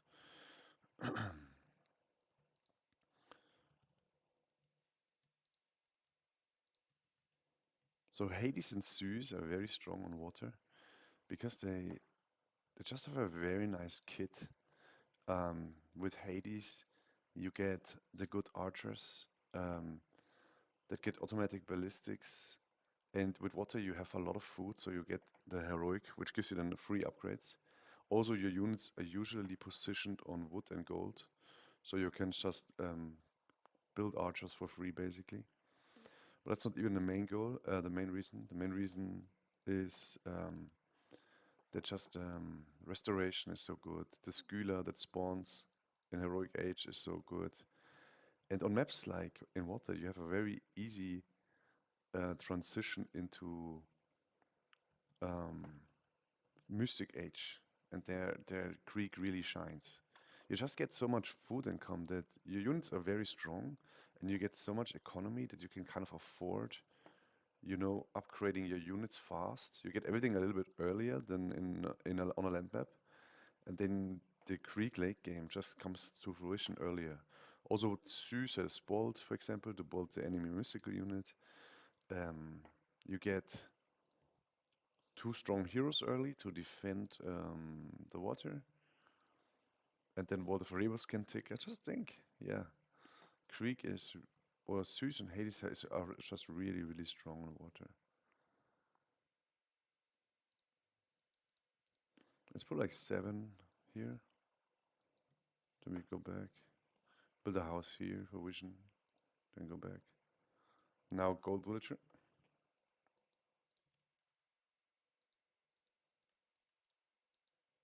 Take the relic. Oh.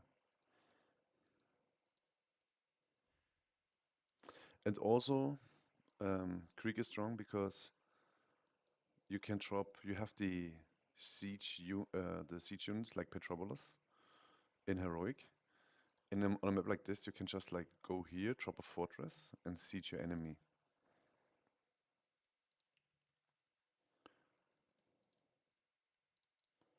So 3 on food is enough.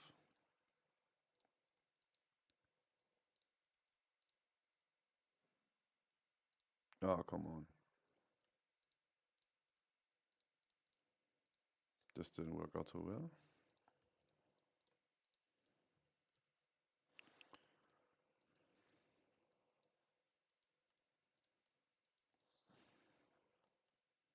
Add more on woods. Where are you going?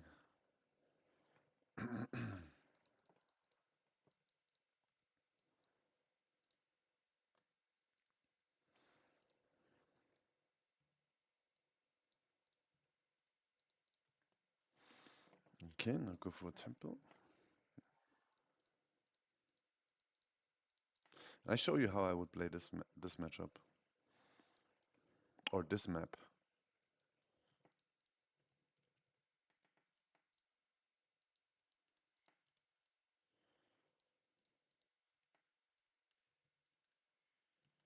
And then also Krieg is really good because at least with Ares and Zeus, Hades and Zeus, you get Underworld. So you can do some very nice attacks where everyone is focused on water. You can just Underworld your opponent.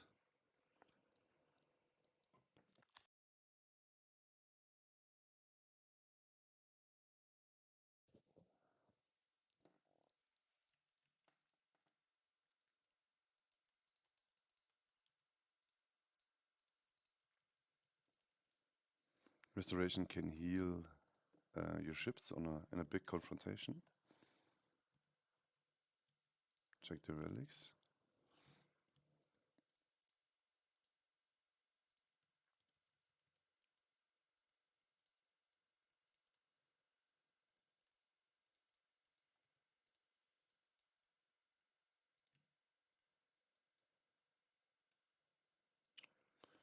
Villager cost doesn't really matter so much, but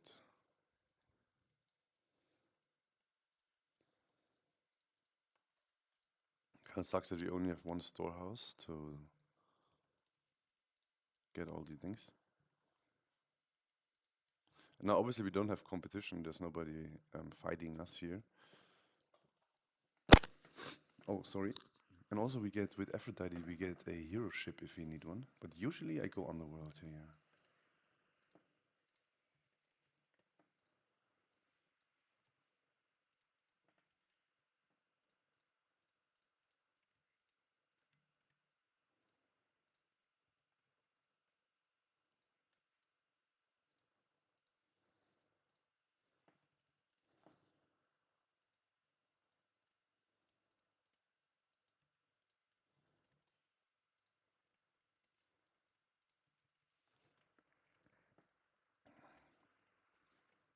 So if you are now attacked on water, you have to play this very defensive. You know, you're not really going to fight water.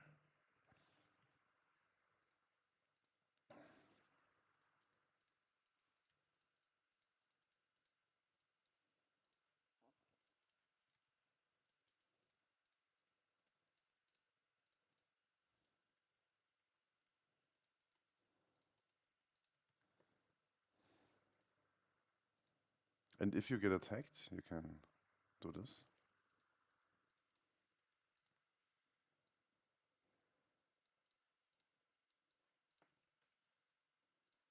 Just make sure you expand on water if you can.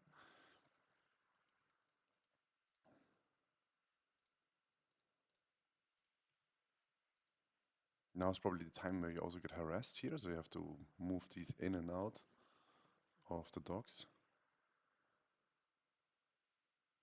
One more villager.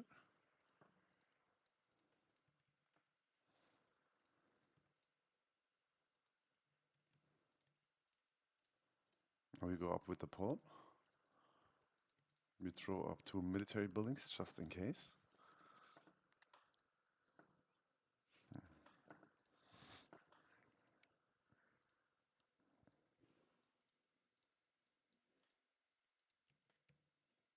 This one is also really good. Gives divine damage to infantry.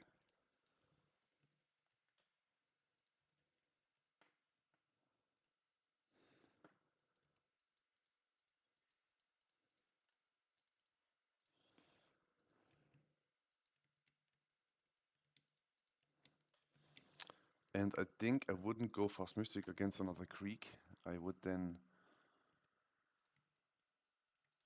try to fight them for the middle. And then maybe with Cyclobrush and Norse. So the same strategy as now, just we go full send in heroic. But let's say against Japan or Egypt, I would probably go for the fast mystic. And against Atlanteans as well. Because you don't have the resources to really stop you. So now we take the woodies to build the fortress. Potentially best would be here to save this goldmine.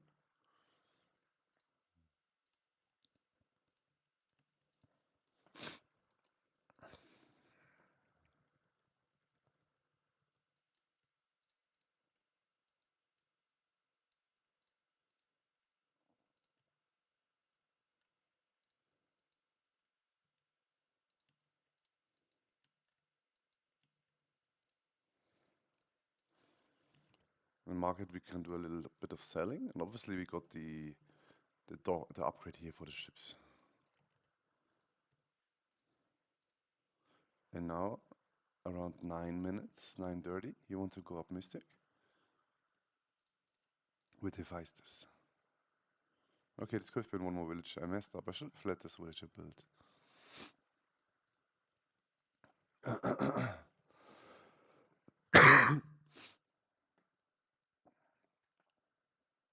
Okay, now we need to add armories.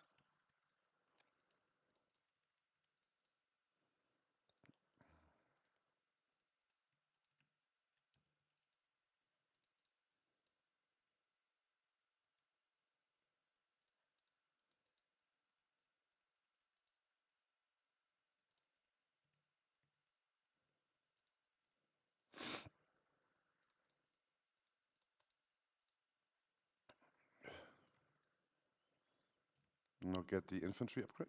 Sorry that I'm not talking too much. A little bit sick. Cannot. So now, maybe add a couple more buildings. You also need a third armory. Where's our Pegasus actually? Did it die? Didn't pay attention. Now we can also queue this upgrade for even more gather rate. And remember, we can always sell the food. So you could potentially also get this and then sell food from your dogs. Now get this, get this. And I think one thing we should do is get another armory.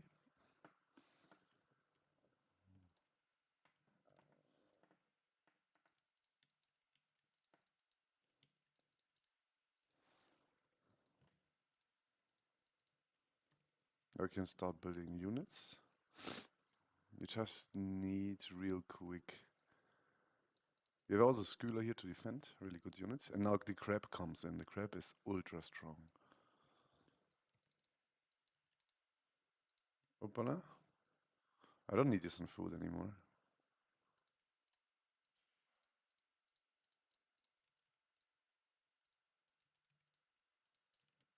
Get this, very important.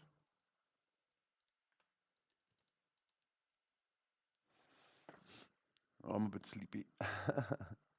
You shouldn't have lost any villager here.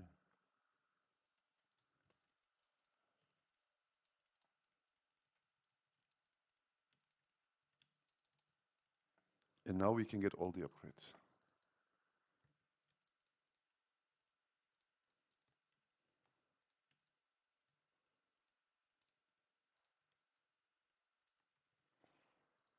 Okay, I played this bad. In the Mystic Age, I played this bad, but who cares?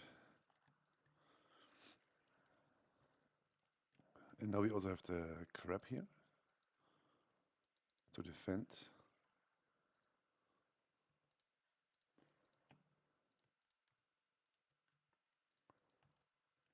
And now we start building these bad boys here against their feeties. Because they're very good against... they are very good against buildings.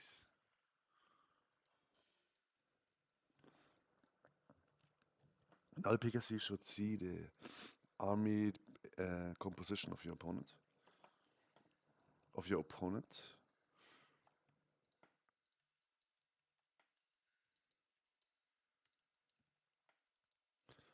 And now what we do, we search for a nice spot. And then just underworld this.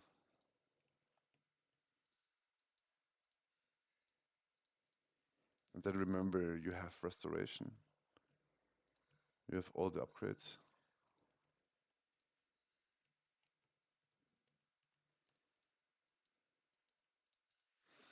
And then this is how I would play water.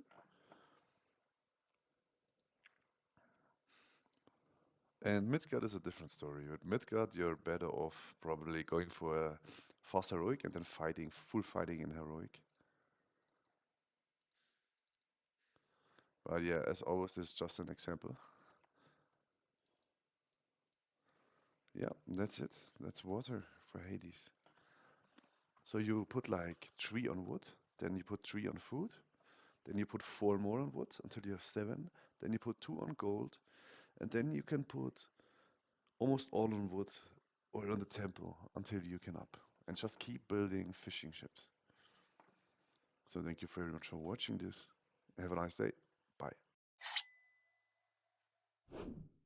Yo guys, this is DoD FireFox, and here's a game that goes out of sync, unfortunately. But it doesn't matter because I just wanna talk a bit more about Athena, because I think this video didn't bring enough Athena examples.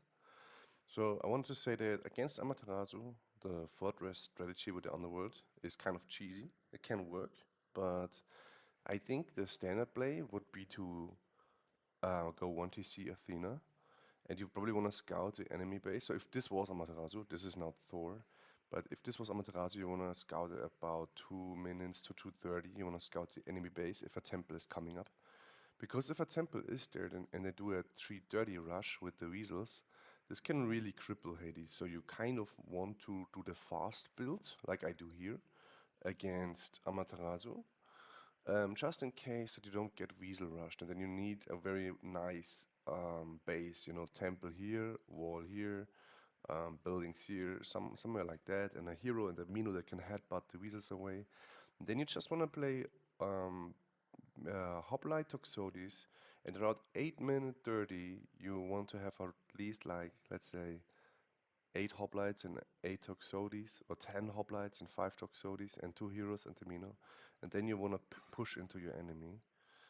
So this is kind of how you play it. And against Norse, so this is against Norse, this is against Borg again. I scouted early here. No, wait. I try to find his base to see if he does an armory. But the thing is, I didn't, like, we played a game before where I lost with Ares Classic because he did the armor strategy again, and he had so much economy. He could take a second town center and just spam units at the same time, and I lost. So this time around, I anticipated he does the same thing, so I don't want to let him get away with it. So I go for the 12 villager advance, and this is how you can also play against Amaterasu. But you don't need to rush Amaterasu because she has a high healing rate for the Mikos. You can just play a normal game where you go up fast just in case the weasels don't hurt you. And then you maybe put one villager more, so you have one in favor already, so you have 13. And then you play as I said before. But now, let's go just look into this game, and it goes out of sync, but it doesn't matter. And what I also wanted to say is that I think this is what Super told me, and I think he's right. I think Underworld is so Apollon is the best pick against Norse in heroic because they have these strong god powers like Tempest, Flaming Weapon, and stuff. And with Underworld, you can just retreat or make some really nice attacks. So I think Underworld Apollon is the best god here. So now you see me grab the relic for the 2 lions, and I speed this up. And now we move in. We harass the Thor here because we know he goes for a late greedy advance with many villagers. So now we want to make maximum pressure.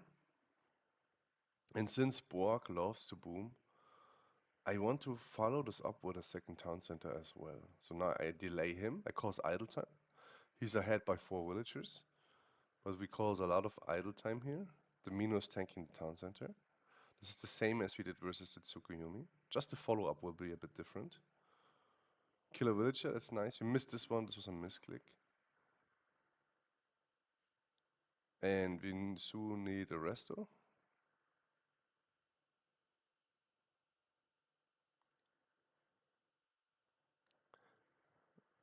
This could have been played better by myself, honestly.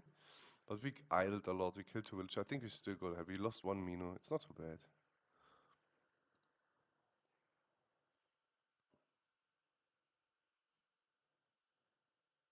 So the thing is, why can you not just play 1TC Athena into Thor like this? The reason is that Thor has all the armory upgrades. So if you go out and you fight him, you usually run against a full upgraded army. So against Thor, and also he has the economy advantage. So if you play 1TC Athena, he has more wills, more armory upgrades. He will just be automatically behind. So that's why I rushed him to negate his boom advance. And then I go for the second town center because there's a nice sunspot here. So let's speed this up. What I wanted to show you comes pretty much around the time that the game goes out of sync.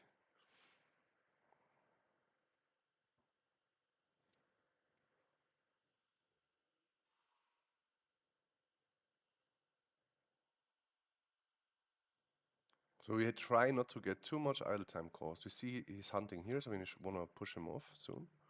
And you want to spam Minos in this matchup. So Minotaurs are really good. Or mystical units in general. That's also why Shenong does so well against Norse. Because he gets all the free mystical units. And I think now is the time where the game goes out of sync. But what I want to show you is, I hope it still shows in the video. He puts frost on our units. At the same time, we have a Pegasus scout here, and I scout tons of units. You see all these Thors and those incoming ones. So that's 21 dwarves. And with Apollon, even though my army is freezed here, I will put down the underworld here, go with all my units in there, and kill these villagers. I mean, Apollon is good against flaming weapons, especially because he can just retreat. Here he has already used his heroic power. So now, underworld. We go in here, and we go shank those villagers. That's huge because also already he gets idle time again. Oh, now the game goes out of sync. Okay, so this is a way to play against Norse. So I would advise against Norse to go Apollon. And now I show you one town center thing. So this is the next replay. So I know that Borg will respond with a no armory up. So he will. So now in this map here, This is, by the way, key where there's tons of cows in the middle. You should grab them. So this definitely no fault, no hurting here. So you need a scout in the map as ASAP. The same as Oasis, the last map. There you need the both scouts on the map. And here I scout a forward gold mine. And I'm 100% sure now that our that Borg will not do. So first I get the cows, but I'm 100% sure that Borg will not go again for a greedy start. So that's just how I know him. So now I don't rush. I don't go for 12 wills now, because if he's anticipating me to go for a fast up, I get an automatic boost if I go up slow, because now I get more villagers, I get a better setup economy, I maybe get an early hero to grab this relic that gives a boost to hunt. I grab all these cows. I think this is a massive, massive misplay from Borg to not search the middle. Maybe it's even worth to build a second Ulsark to scout all these. And if you have so many cows here, what you should do is get husbandry as fast as possible, so they fatten a lot faster. So now the build's kind of the same. So now I already skip wall sweepers. I see the temple. I see the four gold mine. The temple basically tells me it doesn't have an armory. So it does mean to me he doesn't go for extra villages. He doesn't want to be rushed again. So Borg also 2100 in this game. So one of the strongest Thor players. And now I go for the temple. And the relics here this year is cheaper village centers. This is cheaper siege. This is the hunting relic, and this is less vulnerability to siege. And we see he already found that, so I'm going immediately for the hunt relic. I think this is the best one of the four. And you see me not going really for the Walls of Rebels build. I think I could have played this better, to be honest. I think I could have achieved everything and get the Walls of Rebels at the same time. So this was honestly a bit bad played, but I want to show you in this game that we go 1TC Athena, but I go 1TC Athena now and no second town center,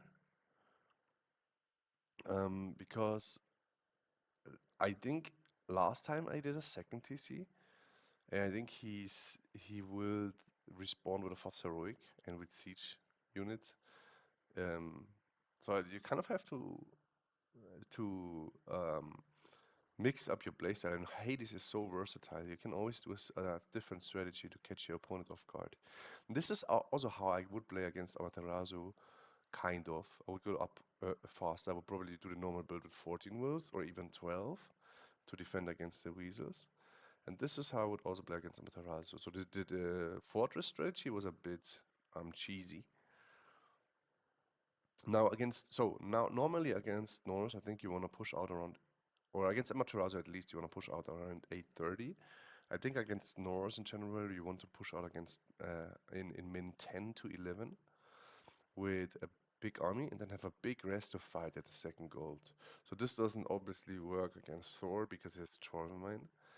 But now, I already feel like I'm winning here, because we have all the cows here. We could get an early husbandry. So we have the early husbandry as well. And now I feel like I can play defensive, because I know Borg is now going for the armory. Oh yeah, he's building it. I didn't see he did a fast up, so he doesn't have any additional villager. Now he queues them.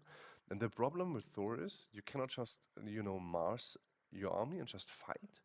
Because as I said before, he has all the military upgrades when you try to approach him. So you need to get like a death ball of units with Resto and get all the upgrades yourself, so you are on even foot. Now we get some berries so the cows can fatten longer, but I soon want to move on the cows. Oh, I should have taken the chicken first, to be honest. They also gather faster with husbandry, so this is a mistake. Now we set up the military buildings and just wall this off. And we want to make sure we can spam soon a lot of Minos, so I get a lot of villager favor. I think mystical units are the key against Norse, to be honest. Probably also good against Amaterasu or against Japan, at least in the Classic Age. And now, every time he raids, you can check his upgrades. You see he's fully upgraded in Classic. So when you compare it to our units, we don't have any upgrade. So there's no point in pushing out. If you see him go for a second town center, then you know he's just invested 700 resources in a second town center. And then that's a good point to move out because you will soon have more army than him. But now we're just playing this slow, you know. We control the map. We look with 2 Pegas here actually. We have a look what's happening on the map. The Minos will soon create the cavalry. They're also so good in defending against raids. You just need like 1 upgraded Mino in your base and you can defend against everything. And now we're just chilling. You know, now it's about the time where you go out against Amaterasu, I think. Now 8:30, 8 minutes to 8:30 is now the time where you push in. But not against Thor. We don't have a single military upgrade, we now get pros. So we're still waiting. And obviously there is the risk that the Norse goes heroic because they have Twars, so they can distribute better between so how they want to reach the next age, because they don't have to spend on food. And they just generally have an easier transition because they don't build buildings with villagers, they just do it with military, so they just have an easier time to build military and go heroic themselves. So now for me, I feel like that's what he's doing, so I need to push out. And I want to destroy the temple so it doesn't get this mystical unit, but I'm a little bit late. So the idea was right, but then I was a little bit late, but it doesn't matter. I'm pretty sure I'm ahead in military, but actually I'm not that much ahead. And now look at the upgrades. So we got the basic upgrades. You don't need the shield upgrade against Norse because unless they have a lot of Godi, they don't do pierce damage. And now we get the medium upgrades. We want to wait for the medium infantry to be in. And now I just try to find value here by letting him not hunt and having him contained in his base, which he probably is. And he has a lot of idle villagers. So now he has to take the fight. And I move my army, the last second I move my army to the side because I don't want frost and forest fire. This would be a huge loss, so I moved it 1 second before he did the frost. I moved it to here instead of here, not fighting in the choke point against this god combination. And I'm just spamming out units. I'm shoving them off here. This is also a huge win again. You see, a lot of game are won by causing idle time. And now we have this fight. Yeah, but he has defender's advantage, so we are fighting next to his production units. And also he has tons of heroic mystical units, and we don't have Chiron yet. So we full on lose this fight. But we are actually not that behind, as weird as it sounds, because we know he just moved all his villagers to here, so he has tons of idle time, meanwhile our villagers were just walking. And by the way, I also distributed some gold villagers here. As soon as this runs out, I have already villagers on another mine. You should also do this. And now bringing all the army back. And I will just keep spamming. I'm not actually that behind. I have full upgraded units. I know I have more villagers because he just spent time going to heroic where he couldn't build villagers, even though he's Thor, so he's not that behind. And I have Water for Rebus. And I still feel confident that I can win here, even though we lost a full army here. But he also traded a heroic god power for a classic one. And we are soon going to a second restoration. So to be honest, I should probably stop building Minos until I have 100 favor for another restore. And against raids, just park 1 Mino at your sources. So now I move out because I feel confident that I have the stronger army. Because as said, I think he will put a fortress on his gold. I'm not sure he did, but I assume he will. Yeah. So this is another. What does this actually cost? This is another like 600 in favor. Like some, let's say like 650 resources that is spent on a building. And also he's now down his heroic age. And now I know I said before you should go Apollon against Norse, but the heroic god power is already down, and it's 1 TC from against 1 TC. So, and I want to spam mystical units. I retreat here because I think it's not a good fight. He has exactly 4 frost giants. He can freeze all these. I need Chiron. I realize I need Chiron. I cannot fight.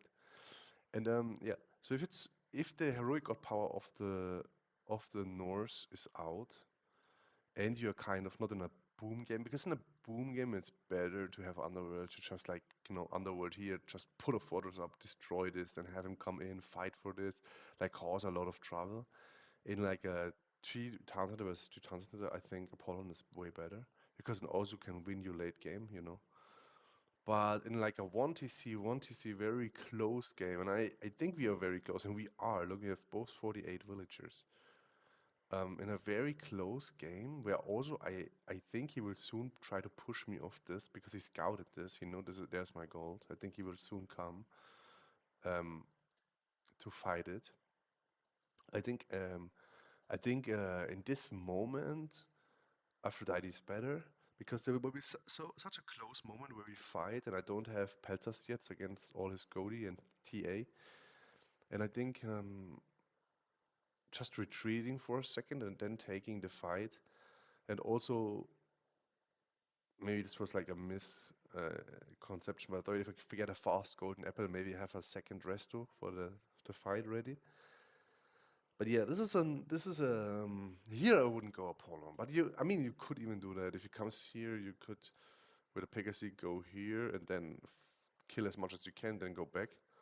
So it's not even a bad idea to go Apollon here. So if you just go Apollon every time, you're probably not making a mistake against Norse. So against Norse, I'm saying that's where you go Apollon mostly to dodge the heroic god powers. And now I wait till my heroic spy comes in. I need Chiron. And Chiron will absolutely melt these unupgraded frost giants. And I think this is another mistake of Borg. He should have gotten the upgrade. So now I queue the military upgrades before the economic upgrades, because I know there's a fight soon happening here. So I don't want shaft mine and the wood upgrade. I want the military upgrades. And I probably also want to, I also want to get the bronze upgrade against Norse as fast as possible. And now I'm ready to fight. I think I make a big mistake here soon. I kind of forgot that he still has forest fire. So this is a huge, gigantic mistake. Oh my god. Oh my god. Now I have to go back into my base. This was a gigantic mistake. I should have definitely not went there. I should have definitely waited for another restoration. So now you want to add Peltast against those many TA and Godi. And this Chiron is absolutely doing work. There will be no frost giants in a second.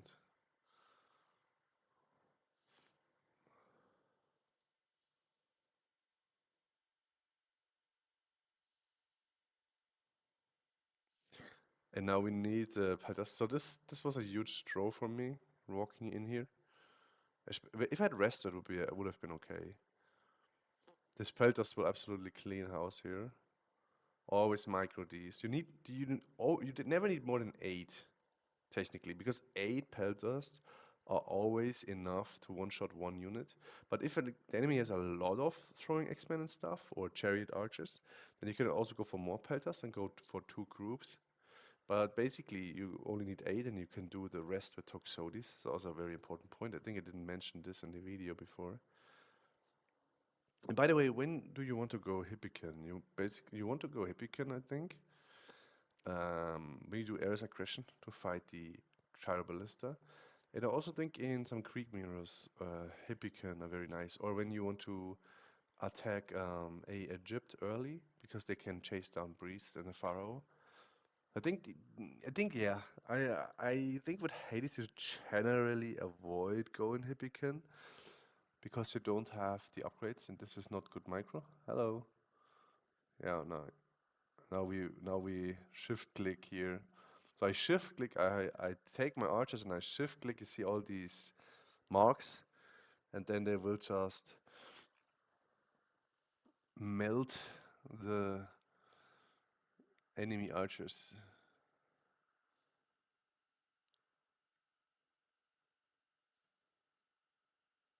And it's so good that we get the ballistics for free. Makes such a huge difference. So we lost quite a lot on the retreat. We have a nice gold position now. So this is very nice defense because we can get a town center of fortress. You should always look for positions like this. We get a town center of fortress, the sentinels on the gold mine, so it's very hard to fight this. And also look on getting this upgrade. It's so underrated. It will make your civilians build faster, run faster, and have more carry capacity. And people might ask why carry capacity. If you don't have an optimal setup, like for example, husbandry in Retold is not as good as in the Legacy because the villagers will always gather in the middle and drop off to the closest point. So husbandry doesn't really matter. But if you have a field here or here, suddenly husbandry already matters because there is no granary where they can immediately drop off. And now they less often have to walk. And this goes with every resources. If you don't have an optimal storehouse because you're busy with the game and you're not focusing, having more carry capacity is actually a very big boost. I once tried it like ages ago, 10 years ago, or before I left the game. Now I came back since a year or so. But before I left the game, I tried it. I tried how much economic difference there is. So this was Legacy, but how much there is between carry capacity and it's enormous. It's gigantic actually. So think about it. If you play an infinitive amount of games and you get a small little edge, you have an infinitive amount of edge, and suddenly you're the best player in the world, you know? So yeah, reducing walking time is enormous. So these two farms are not optimal. They very, very much benefit from husbandry and divine blood. Also 40, look, 40 food. Oh my god. Okay, so we are in a good position. He's on one town center, so he has to make something happen. And we are not down on upgrades technically. I mean, you don't really need the shield upgrade because he has like a couple Godi, but it doesn't matter. And I can just sit here. I don't have to fight. I don't have to fight him because he's the one who should be aggressing now because he's behind it. Now he comes in. And I move back. How many ramps? 4 ramps. You have to be very careful with your archers that they don't focus the ramps. And I should have immediately repaired with those wars, and those wars should immediately start shanking the siege. I wanted to cast a second resto, but I didn't realize I get a favor in time.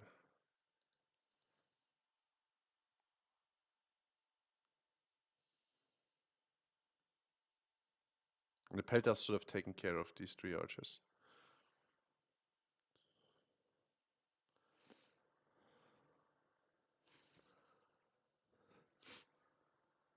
Yeah, and this is how you can play Athena. I hope I mentioned everything I want to mention now. Yeah, so thank you very much for watching this. Please, if you like the effort, please leave a comment, like, and subscribe. And thank you very much. Have a nice day. Bye.